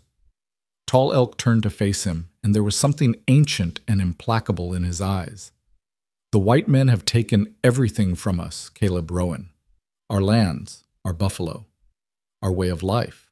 They have broken every promise, violated every treaty, but they have not taken our honor. They have not taken our right to protect those who cannot protect themselves. He placed a gnarled hand on Caleb's shoulder. If we cannot do that, if we surrender children to monsters because soldiers demand it, then we are already dead. We are already defeated in the ways that matter most. Before Caleb could respond, a shout went up from the sentries. Riders approaching from the west. Not soldiers this time. 3 men on horseback riding hard.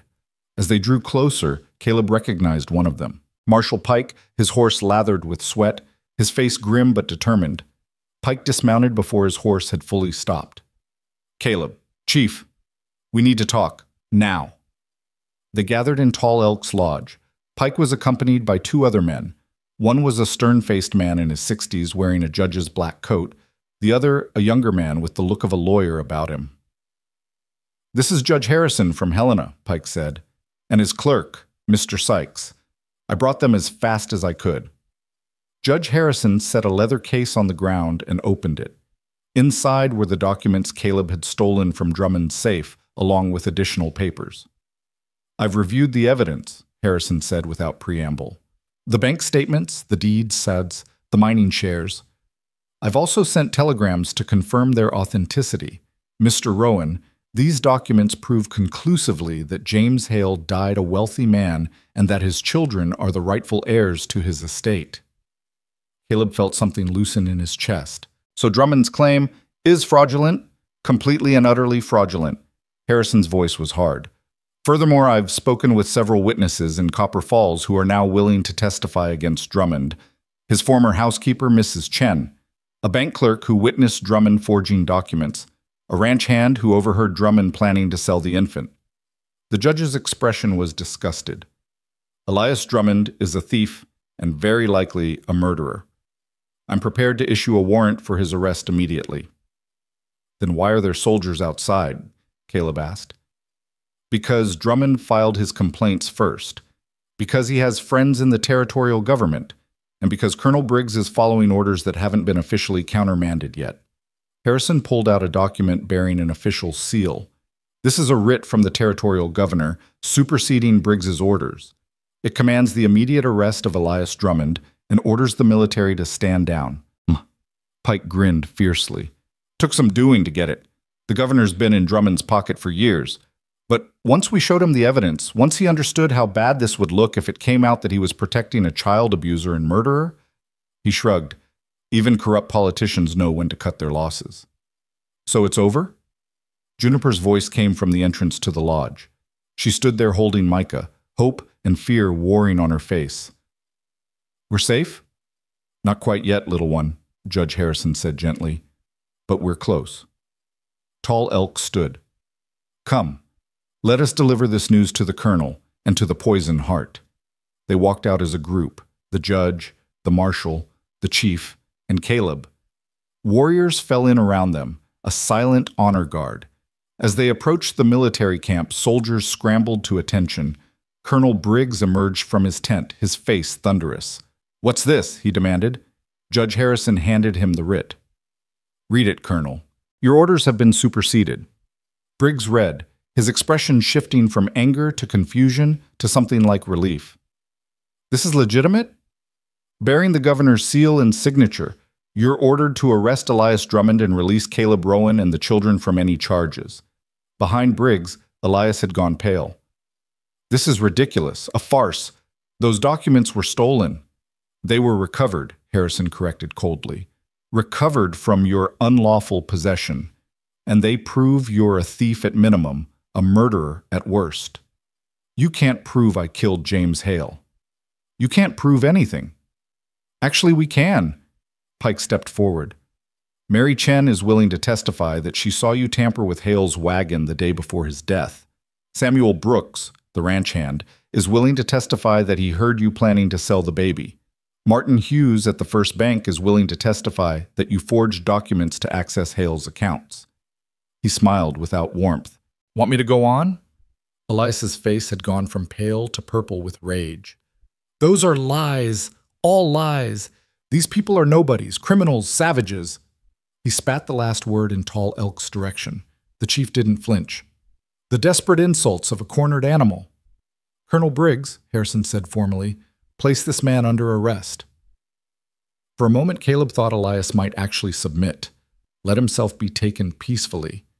But then he saw it, the shift in Elias's eyes, the subtle tensing of his body. "Elias, don't," Caleb started. Elias's hand went for his pistol.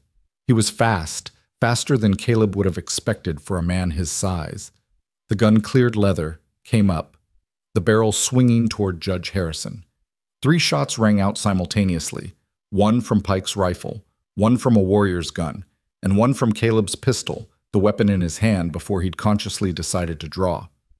Elias staggered backward, red blooming across his chest in 3 places. The pistol fell from his hand. He looked down at himself, at the blood, with an expression of almost comical surprise. "You shot me," he said. Then he collapsed. The silence that followed was absolute. Even the wind seemed to hold its breath. Colonel Briggs moved first, kneeling beside Elias, checking for a pulse. After a moment, he looked up and shook his head. "He's dead." Caleb's hand was shaking. He'd killed men before, in the war, but that had been different, distant. This was close, immediate, and however justified it felt, the weight of it settled on him like a physical thing. Pike walked over and gently took the pistol from Caleb's grip. Self-defense, clear as day. He drew first, went for the judge, at least a dozen witnesses. "I didn't want to kill him," Caleb said. His voice sounded far away to his own ears. "I wanted him to stand trial, to face justice." "He chose his own end," Tall Elk said quietly. "The poison consumed him from within until there was nothing left but violence." Judge Harrison straightened his coat with shaking hands. "Thank you, gentlemen. All of you. I believe you just saved my life." Briggs stood, his face grim but no longer hostile. "Chief Tall Elk, Mr. Rowan, I apologize for my part in this. I was following orders, but I should have questioned them sooner." "You were doing your duty," Tall Elk said. "As you understood it. Now you know the truth." "Now I know the truth," Briggs agreed. He looked at his assembled soldiers.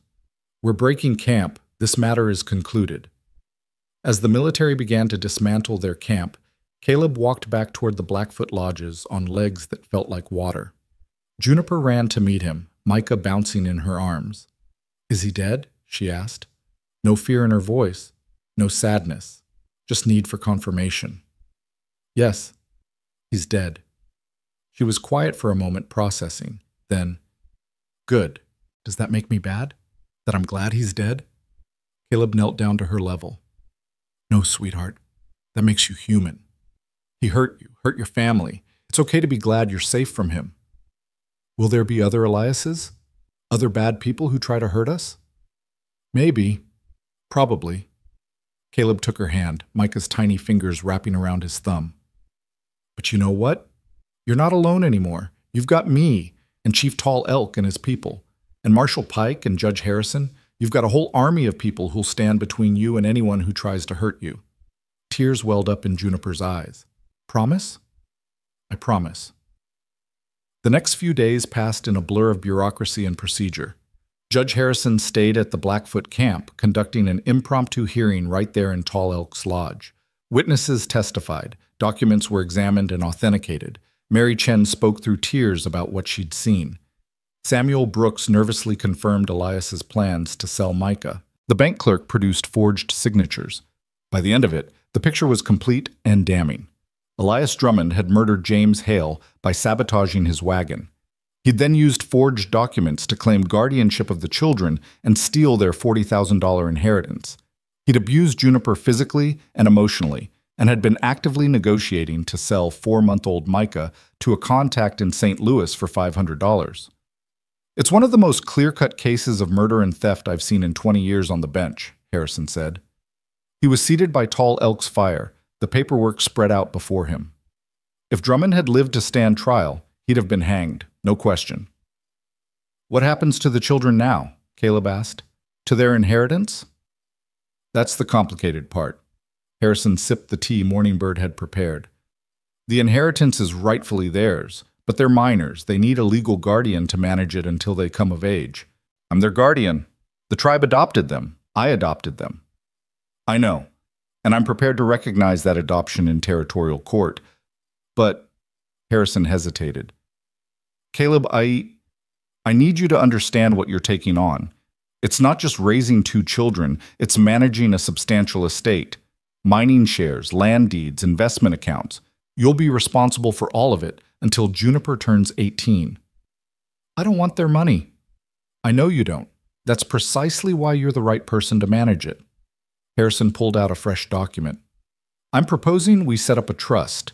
The inheritance goes into it, managed by a board that includes you, myself, and a representative from the bank. You'll have access to funds for the children's care and education, but the principal remains protected until they're adults." That sounds reasonable. Good, because there's something else. Harrison's expression grew more serious. The Blackfoot adoption is recognized under tribal law and treaty, but for it to be fully recognized in territorial courts, we need to formalize it, file the proper paperwork, make it official in the eyes of the federal government. How do we do that? You petition for legal adoption through the territorial court. Given the circumstances, given that the children have already expressed their desire to remain with you, and given that you're now managing their estate, I don't foresee any issues. But it will take time, months probably. What happens in the meantime? In the meantime, you're their guardian under tribal law and under my emergency order. That should be sufficient. Harrison smiled slightly, though I'd recommend you come back to civilization eventually. Children need schools, doctors, a life beyond a military camp. We have a ranch, Caleb said.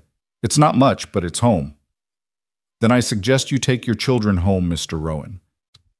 That night, the tribe held a feast.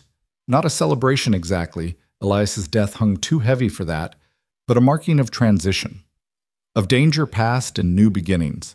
Caleb sat beside the fire, watching Juniper play with the other children. She was laughing, actually laughing, the sound bright and free. Micah was being passed from woman to woman, each one cooing over him, making him giggle. They are already healing, Tall Elk said, settling beside him. Children are resilient in ways adults are not. I hope so. You doubt? I doubt myself. I doubt I can give them what they need. Tall Elk was quiet for a moment. You know what makes a good father, Caleb Rowan. Not perfection, not wealth or wisdom or strength. What makes a good father is showing up every day, even when it's hard, especially when it's hard. He gestured toward Juniper. That child has known abandonment, known adults who put their own desires above her welfare. You show up for her, you keep showing up, and she will thrive. And when I fail, when I make mistakes, then you admit them, apologize, do better next time. Tall Elk's eyes crinkled with something like amusement. You think I was a perfect father? I made many mistakes, yelled when I should have listened, was absent when I should have been present. But my children knew I loved them, knew I would die for them. That knowledge carried them through my failures. Before Caleb could respond, Juniper appeared in front of them, slightly out of breath from playing. Papa? She said tentatively, testing out the word. Caleb's throat tightened. Yes, Juniper? Morningbird says we're going home tomorrow. Back to your ranch. Back to our ranch. She fidgeted with her dress. Is it okay if I'm scared? Of what? Of leaving here. The tribe has been so kind. And out there, she gestured vaguely toward the darkness beyond the fire. Out there, everyone believed Elias. Everyone thought we were the problem. What if they still think that? Caleb pulled her close, and she curled against him like a much younger child. Some people might. People believe what's easy, what's comfortable. But you know what? Their opinions don't matter. What matters is the truth. And the truth is that you're a brave, smart, incredible girl who saved her brother's life. The truth is that you're my daughter now, and I'm going to make damn sure everyone knows it. Juniper giggled at the curse, then sobered. Do you think Mama and Papa are watching? From heaven? I think if heaven exists, they're watching, and I think they're proud of you. What about you? Your wife? Do you think she's watching too? Caleb was surprised by the question, by how much it hurt and healed in equal measure. Yeah, I think Emily's watching, and I think... His voice cracked. I think she'd be glad I found you and Micah. Glad I'm not alone anymore. They sat in comfortable silence, watching the fire. Micah had fallen asleep in Morningbird's arms, milk-drunk and peaceful. The warriors were telling stories, their voices rising and falling with the rhythm of ancient words. This was family, Caleb realized. Not the family he'd dreamed of once, not the family he'd lost, but family nonetheless. Chosen. Hard-won. Real. The next morning, they prepared to leave. Morningbird packed food for the journey, enough to feed them for a week. Warriors gave Caleb gifts, a better rifle, ammunition, a knife with a carved bone handle. Each gift came with solemn words about protecting the children, about being worthy of the trust placed in him. Chief Tall Elk was the last to say goodbye. He placed his hands on each child's head, speaking in Blackfoot, then in English. You are Blackfoot now, always. If you need us, we will come. If you are threatened, we will fight. This is not a promise. It is a fact. He looked at Caleb. And you, Caleb Rowan. You are brother to us now. Our lodge is your lodge. Our people are your people. I don't know how to thank you, Caleb said. Then do not try. Simply live well. Raise these children well. That is thanks enough. Judge Harrison and Marshal Pike rode with them back to Copper Falls. The town looked different somehow, though nothing physical had changed. Maybe it was just that Caleb saw it differently now, through the eyes of a father with children to protect. They stopped at the general store first.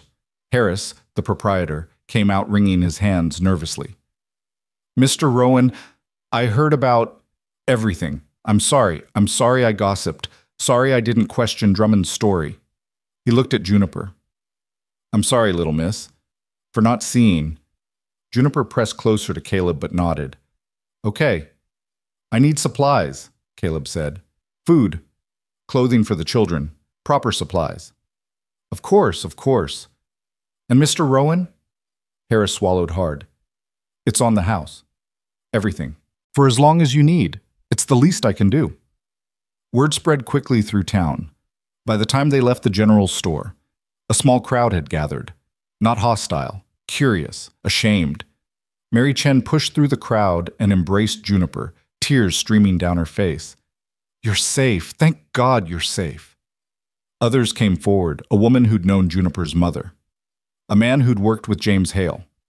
One by one they apologized, said they should have questioned Drummond's story.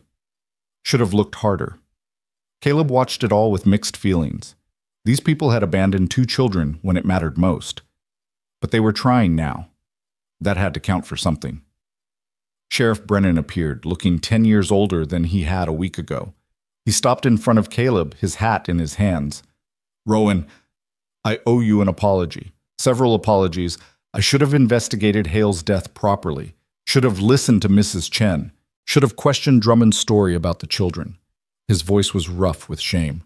I failed these kids, failed their father, failed my duty as sheriff. Yes, Caleb said flatly. You did. Brennan flinched but nodded. I'm submitting my resignation to the town council. It's time for someone else to wear this badge, someone who'll actually do the job right. Who decides who wears it next? The council and the people. Brennan looked at Pike. Marshal Pike would make a good sheriff, if he's willing. Pike looked surprised.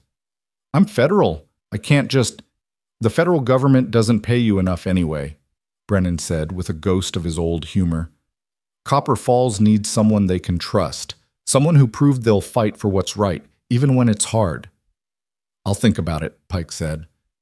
They left town as the sun reached its zenith. The ranch was only 2 hours away, but it felt like crossing into a different world. The mountains rose around them, snow-capped and eternal. The air was clean and cold, and ahead, visible as they crested the last ridge, was the cabin.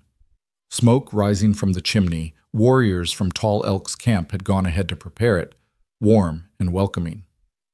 Is that home? Juniper asked. That's home, Caleb confirmed. They rode down into the valley. The cabin looked smaller than Caleb remembered, rougher, but it was solid, safe, theirs. Inside, a fire was burning. Supplies were stocked. Someone had even left fresh bread and stew still warm in the pot. A note in Morning Bird's careful script. For the new family, may your home be filled with love. Caleb set Micah down in the makeshift cradle he'd built weeks ago.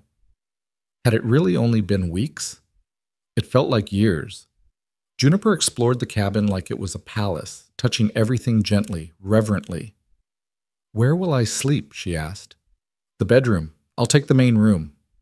But that's your room. Not anymore. It's yours and Micah's. I'll build another room come spring, maybe 2, 1 for each of you. But for now, you take the bedroom. Juniper's eyes filled with tears. Nobody's ever given me a room before. At Elias's house, I slept in the cellar, and before, when Mama and Papa were alive, I shared with 3 cousins. Well, now you have your own room. You can decorate it however you want. We'll go to town, get proper furniture, maybe some paint for the walls, whatever you want. She threw her arms around him, nearly knocking him over. "Thank you, Papa. Thank you." That night, after Juniper had fallen asleep with Micah cradled beside her, after Caleb had checked the locks 3 times and positioned his rifle within easy reach, he sat by the fire and let himself feel the full weight of what had happened.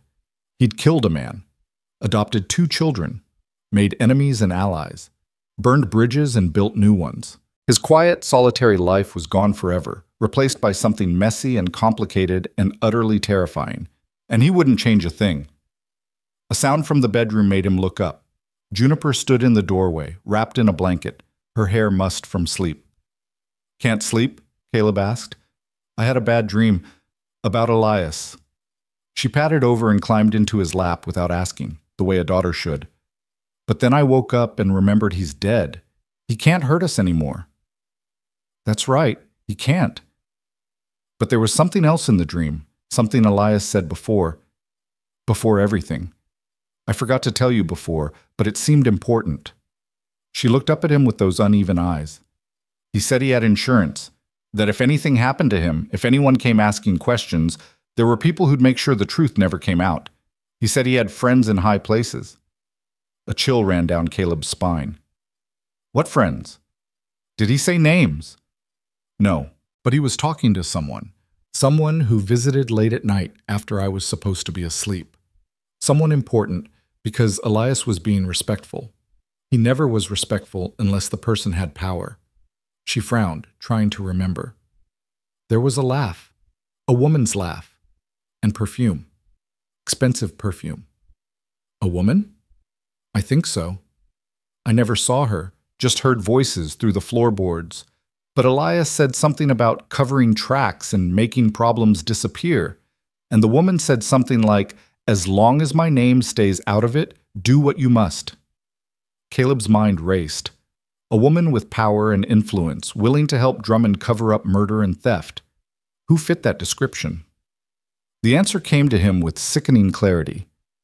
There was only one woman in territorial politics with that kind of reach: Margaret Fairchild, the territorial governor's wife, the real power behind her husband's office, according to rumor. If she'd been helping Drummond, if she was implicated in his crimes, she wouldn't just let this go. She'd have too much to lose. "Papa?" Juniper's voice was small. "Did I say something wrong?" "No, sweetheart, you did exactly right." Caleb hugged her tighter. "You're smart and brave, and I'm proud of you. But listen to me carefully. Don't tell anyone else about this. Not Marshal Pike, not Judge Harrison, not anyone. Not until I figure out what to do with this information." "Because it could be dangerous?" "Very dangerous." Juniper nodded against his chest. "Okay, I won't tell." She yawned. "Can I sleep out here tonight? With you? I don't want to be alone." "Of course." He carried her to the couch, grabbed extra blankets, and settled her beside him. Within minutes, she was asleep again, her breathing deep and even. But Caleb stayed awake, staring into the fire, his mind turning over this new complication. They'd defeated Elias Drummond, but if Margaret Fairchild was involved, if she'd been complicit in Drummond's crimes, then this was far from over. More trouble was coming. He could feel it like a storm on the horizon, gathering strength. But this time, he wouldn't face it alone. He had children to protect, allies to call on. And most importantly, he had the truth.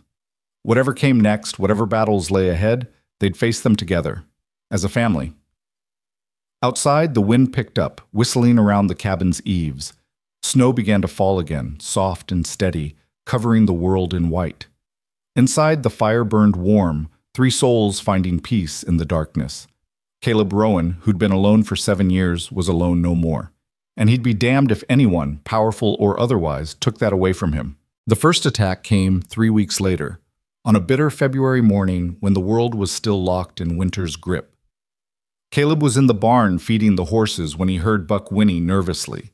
The big gelding's ears were pinned back, nostrils flaring. Caleb's hand went instinctively to his pistol as he moved to the barn door and looked out. 3 riders were approaching from the east, moving slowly through the snow. Not soldiers this time.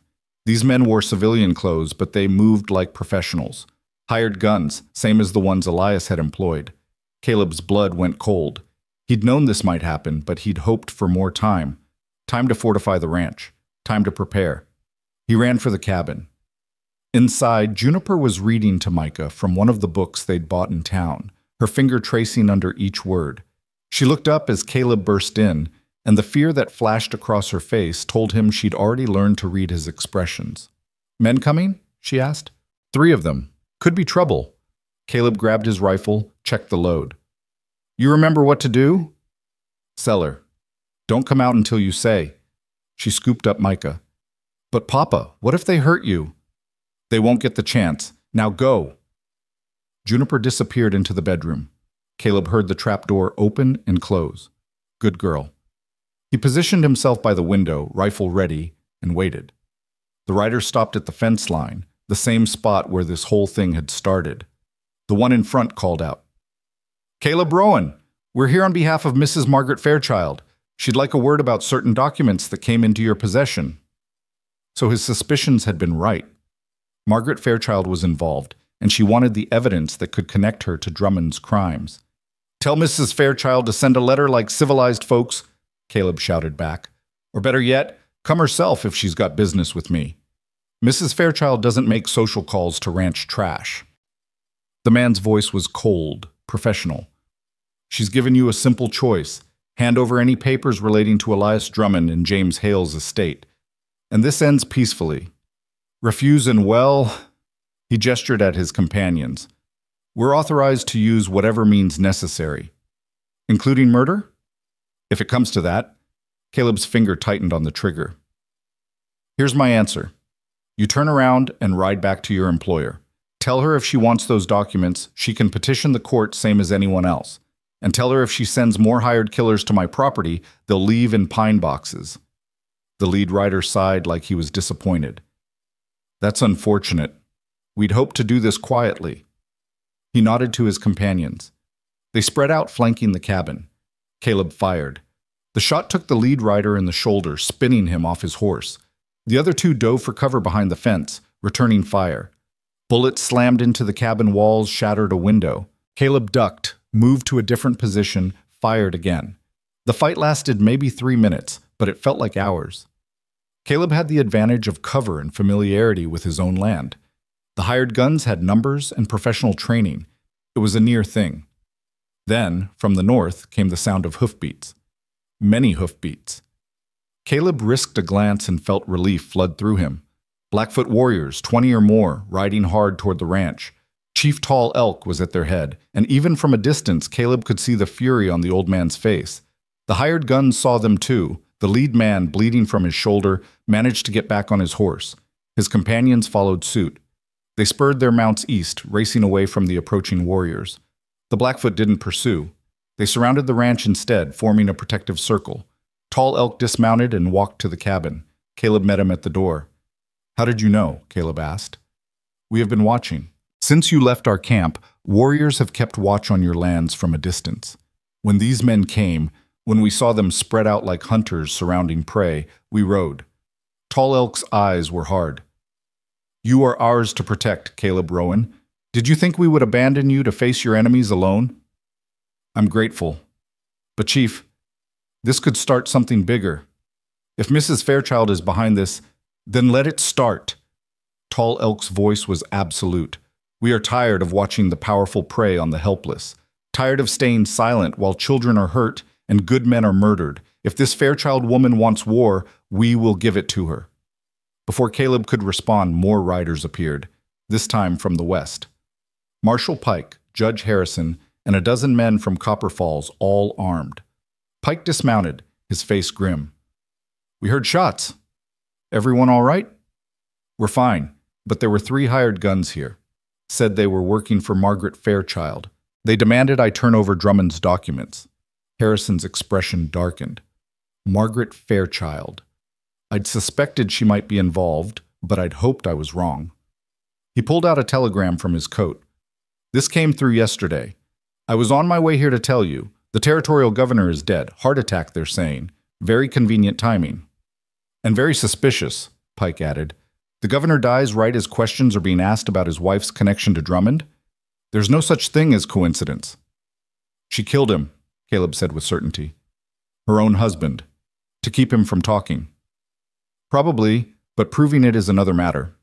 Harrison looked troubled. Margaret Fairchild is now the acting territorial administrator until a new governor is appointed, which means she has access to military forces, law enforcement, everything. If she's determined to silence you, then we need to move first, Pike interrupted. Get ahead of this before she can consolidate power. How? Caleb asked. She's got the law on her side now. She's got resources we can't match.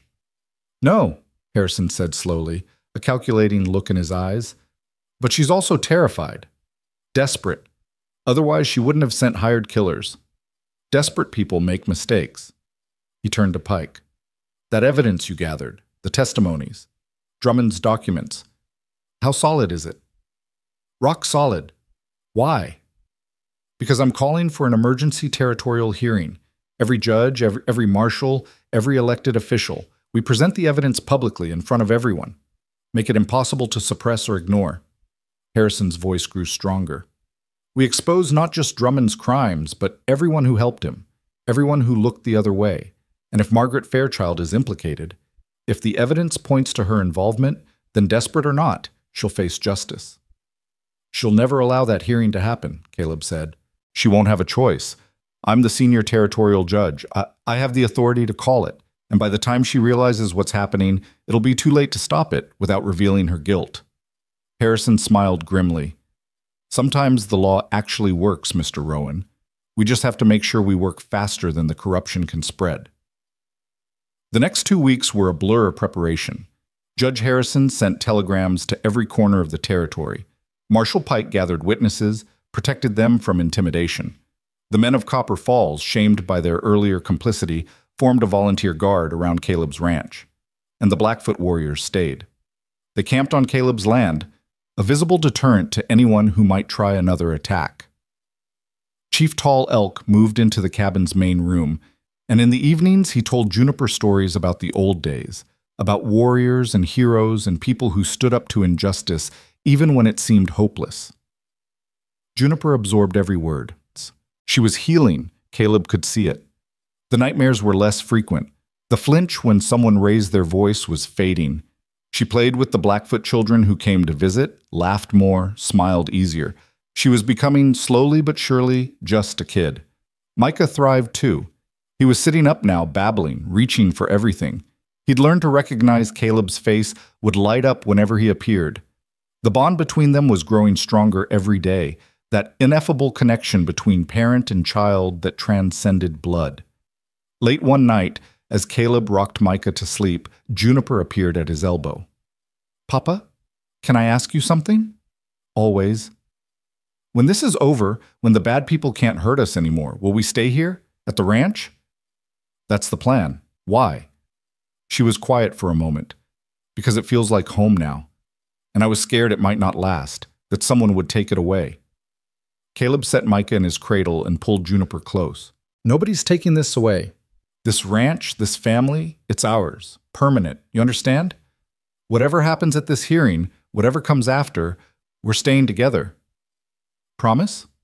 I promise. The hearing was set for March 1st in Helena, the territorial capital. Caleb, the children, Chief Tall Elk, and a dozen warriors made the journey together, along with Marshal Pike and the witnesses. Judge Harrison had gone ahead to prepare. Helena was bigger than Copper Falls, more sophisticated. The territorial courthouse was an imposing stone building that spoke of law and order. But Caleb had learned that impressive buildings didn't guarantee justice. They arrived the day before the hearing. The town was buzzing with rumors. Everyone knew something big was about to happen. The territorial administrator herself would be in attendance.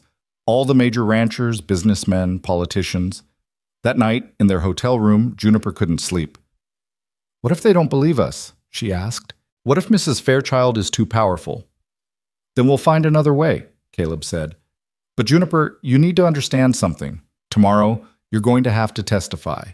Tell the court what Elias did to you, what he said about Mrs. Fairchild. It's going to be hard, scary, but it's important. Will she be there? Mrs. Fairchild?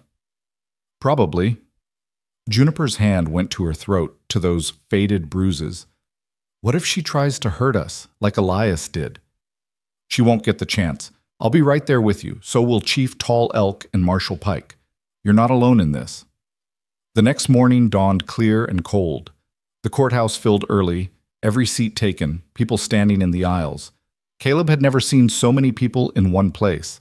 Margaret Fairchild sat in the front row, regal and composed in an expensive black dress. She was maybe 50, handsome rather than beautiful, with ice blue eyes that missed nothing.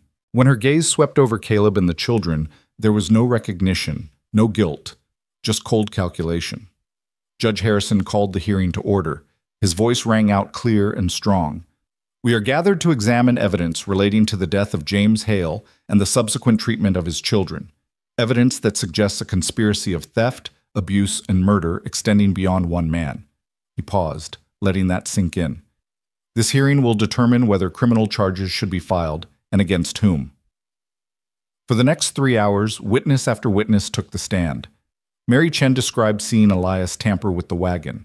The ranch hand testified about Elias's plans to sell Micah. The bank clerk confirmed forged signatures. Each piece of testimony built on the last, creating an undeniable picture of Elias Drummond's crimes. Then Caleb took the stand. He described finding the children in the blizzard, the bruises on Juniper's neck, the stolen documents he'd recovered from Drummond's safe. He presented the evidence methodically, professionally, giving the court no reason to doubt his credibility. Finally, Judge Harrison called Juniper to testify.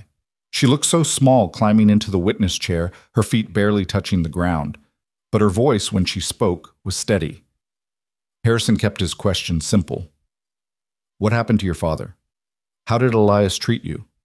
What did you hear in Elias's house late at night? Juniper answered each question clearly. She described the abuse, the threats, the fear. And then she described the late-night visitor with the woman's laugh and expensive perfume, the conversations about covering tracks and making problems disappear. Did you ever see this visitor? Harrison asked.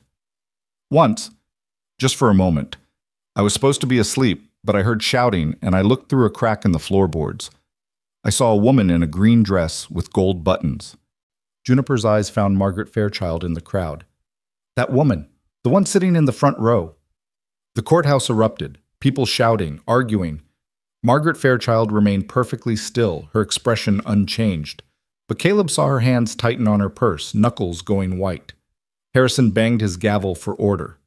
Mrs. Fairchild, you're accused of conspiracy in James Hale's murder and the subsequent abuse of his children. How do you respond? Margaret stood gracefully. With contempt for these proceedings, that child is clearly coached, repeating lies fed to her by this criminal Rowan and his savage allies. Her voice dripped with disdain. I am the territorial administrator. I will not dignify these accusations by responding to them. You don't have a choice, Harrison said coldly. You're under oath. Answer the question. Did you meet with Elias Drummond to discuss James Hale? I refuse to answer on the grounds that these proceedings are illegitimate. Your refusal is noted, but Mrs. Fairchild, I have additional evidence. Harrison pulled out a sheaf of papers. Telegrams between you and Drummond, financial records showing payments from your personal accounts to his, letters discussing Hale's estate and how to handle the children problem. Margaret's composure cracked slightly. Where did you get those? Those are private. They were recovered from Drummond's safe along with the other documents, and they're admissible as evidence. Harrison's voice was hard as stone. You helped Elias Drummond murder James Hale because Hale had discovered your husband was taking bribes from mining companies. Bribes that you were managing. Hale threatened to go public, so you arranged his death and helped Drummond steal the inheritance to keep him quiet and compliant. That's absurd. You have no proof. We have your letters, your payments, your telegrams. Harrison stood. Margaret Fairchild, I am placing you under arrest for conspiracy to commit murder, accessory to theft, accessory to child abuse, and obstruction of justice. Marshal Pike moved forward, but Margaret backed away. Her hand went into her purse. Don't, Pike warned. She pulled out a Derringer, the small pistol looking almost delicate in her hand. But it was pointing at Juniper, and there was nothing delicate about the murder in Margaret's eyes. This ends now, Margaret said, her voice shaking with rage. That little brat and her testimony. All of this ends. Caleb moved without thinking, throwing himself between the gun and Juniper. But he wasn't fast enough. Nobody was fast enough. The shot rang out, deafening in the enclosed space. But it wasn't Margaret's Derringer. It was Chief Tall Elk's rifle, fired from where he stood at the back of the courtroom. The bullet took Margaret in the hand, sent the Derringer flying. She screamed, clutching her shattered fingers. Pike was on her in seconds, wrestling her to the ground, applying handcuffs while she shrieked obscenities and threats. Caleb turned to find Juniper pressed against his chest, Micah clutched in her arms, both children safe. Terrified, but safe. "It's over," he breathed. "It's finally over." But the aftermath took weeks to sort out. Margaret Fairchild was tried and convicted on all charges. The evidence was overwhelming, her guilt undeniable. She was sentenced to 20 years in the territorial prison.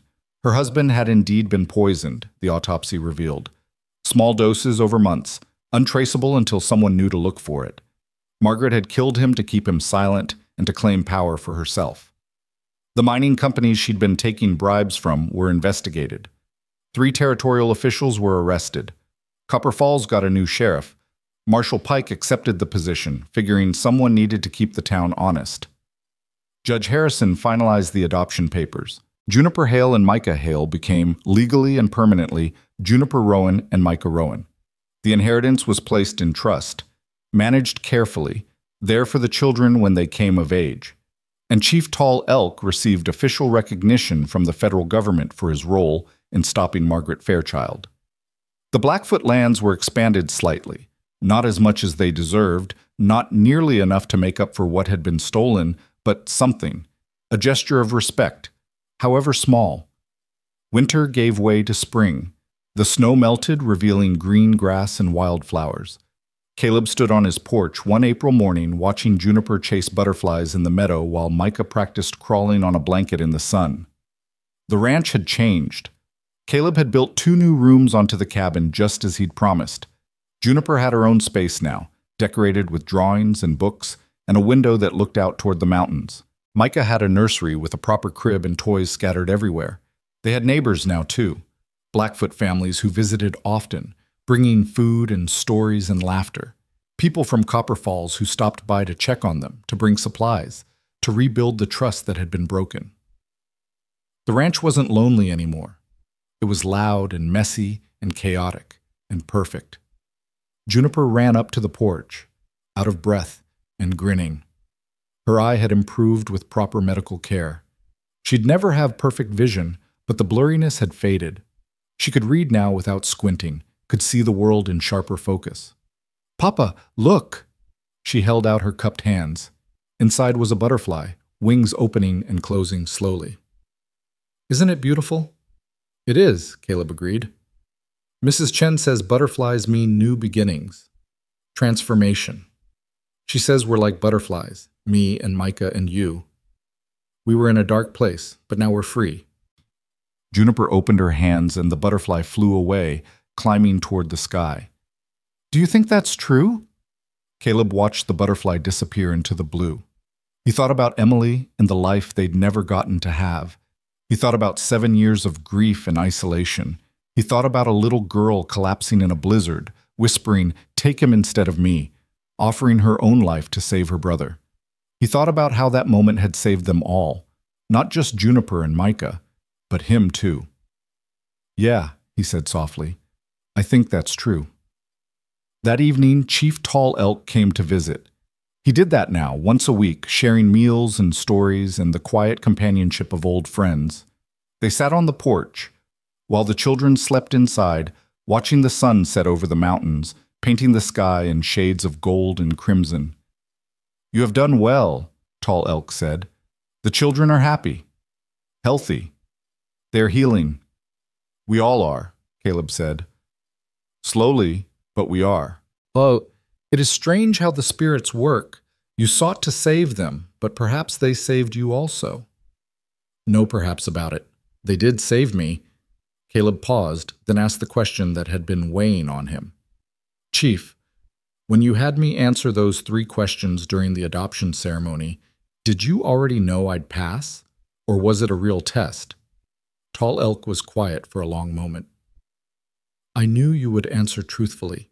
I knew your heart was good. But whether that would be enough, whether the spirits would accept you as father, that I did not know. He looked at Caleb with those ancient eyes. The spirits test all of us, Caleb Rowan. Every day. Every choice. The question is not whether we are tested, but whether we have the courage to answer honestly. Inside the cabin, Micah began to cry. Not the desperate wail of a child in danger, just the fussy cry of a baby who wanted attention. Caleb stood. That's my cue. Go, Tall Elk said with a smile. Be the father you have become. Caleb went inside to find Juniper already in the nursery, rocking Micah gently. She looked up as Caleb entered. He's teething again, she said. I was going to get you, but I thought I'd try first. You're doing great. Caleb joined her, watching as Micah's cries subsided into hiccups, then quiet. You're a good big sister. You're a good papa, Juniper said. Then more quietly, do you think Mama and Papa would be happy with how things turned out? Caleb thought about James Hale, a man he'd never met but whose courage in standing up to corruption had ultimately cost him his life. He thought about Juniper's mother, dying to bring Micah into the world. I think they'd be proud of you, he said. Both of you. I think they'd be grateful you survived, that you're safe, that you're loved. And I think, his voice caught, I think they'd approve of me trying to be your father, even though I'm not them, even though I can never replace them. You're not supposed to replace them, Juniper said, with a child's simple wisdom. You're supposed to be you, and you're exactly who we need. She put Micah in his crib and hugged Caleb fiercely. He held her close, this brave girl who'd walked through hell and come out the other side still capable of love, still capable of trust. Love you, Papa, she whispered. Love you too, sweetheart, both of you, so much. That night, after the children were asleep, Caleb stood outside under the stars, the same stars that had watched over him during 7 years of solitude, the same stars that had witnessed his grief and rage and slow, painful healing. But they were watching over something different now. Not a broken man living half a life. A father, a family, a home filled with laughter and crying and chaos and love. Somewhere in the darkness, an owl called. In the distance, wolves sang to the moon. The world turned on, indifferent and eternal. But here, in this small corner of Montana, in this rough cabin on the edge of the wilderness, something miraculous had happened. 3 broken souls had found each other in a storm. And together, slowly, painfully, beautifully, they'd made each other whole. Caleb looked up at the stars, at Emily's stars, and whispered a prayer of thanks. Thanks for 7 years that had nearly destroyed him. Thanks for the grief that had made him strong enough to survive this. Thanks for a blizzard that had brought 2 children to his door and given him one more chance at the life he thought he'd lost forever. Inside, Micah began to fuss again. Caleb smiled and went to him, lifting his son, from the crib and rocking him gently in the darkness. Hush now, little man, he murmured. Papa's here. Papa's always here. And as Micah quieted, as his small hand wrapped around Caleb's finger, as the cabin settled into the peaceful breathing of a sleeping family, Caleb Rowan finally understood what Emily had tried to tell him in those last moments before she died. It's not about the time we get. It's about what we do with it, who we love, who we protect, who we become. He'd lost one family to fate and cruel chance, but he'd been given another, forged in fire and snow and desperate courage. And this time, this family, he would protect with everything he had, for all his days, for all their days, together. The Montana wind blew soft and warm through the open window, carrying with it the scent of pine and new grass and possibility. Spring had come at last, melting the ice, washing away the blood and fear and pain. And in its wake, it left hope. It left family. It left home. The little girl who'd whispered, "Take him instead of me," was sleeping peacefully now, safe in her own room, knowing she was loved. The baby who'd nearly frozen in his sister's arms was growing strong and happy, surrounded by people who would die to protect him.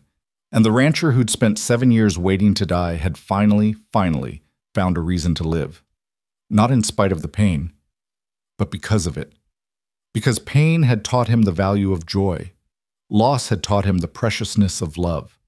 And darkness had shown him how to recognize light when it appeared at his fence line in the middle of a blizzard, carried by a 7-year-old girl with more courage than any warrior he'd ever known. Caleb looked down at Micah, now sleeping peacefully in his arms, and smiled. "Welcome home, son," he whispered. "Welcome home." Outside, the stars blazed eternal and uncaring, but inside the cabin, love burned brighter still, and that made all the difference.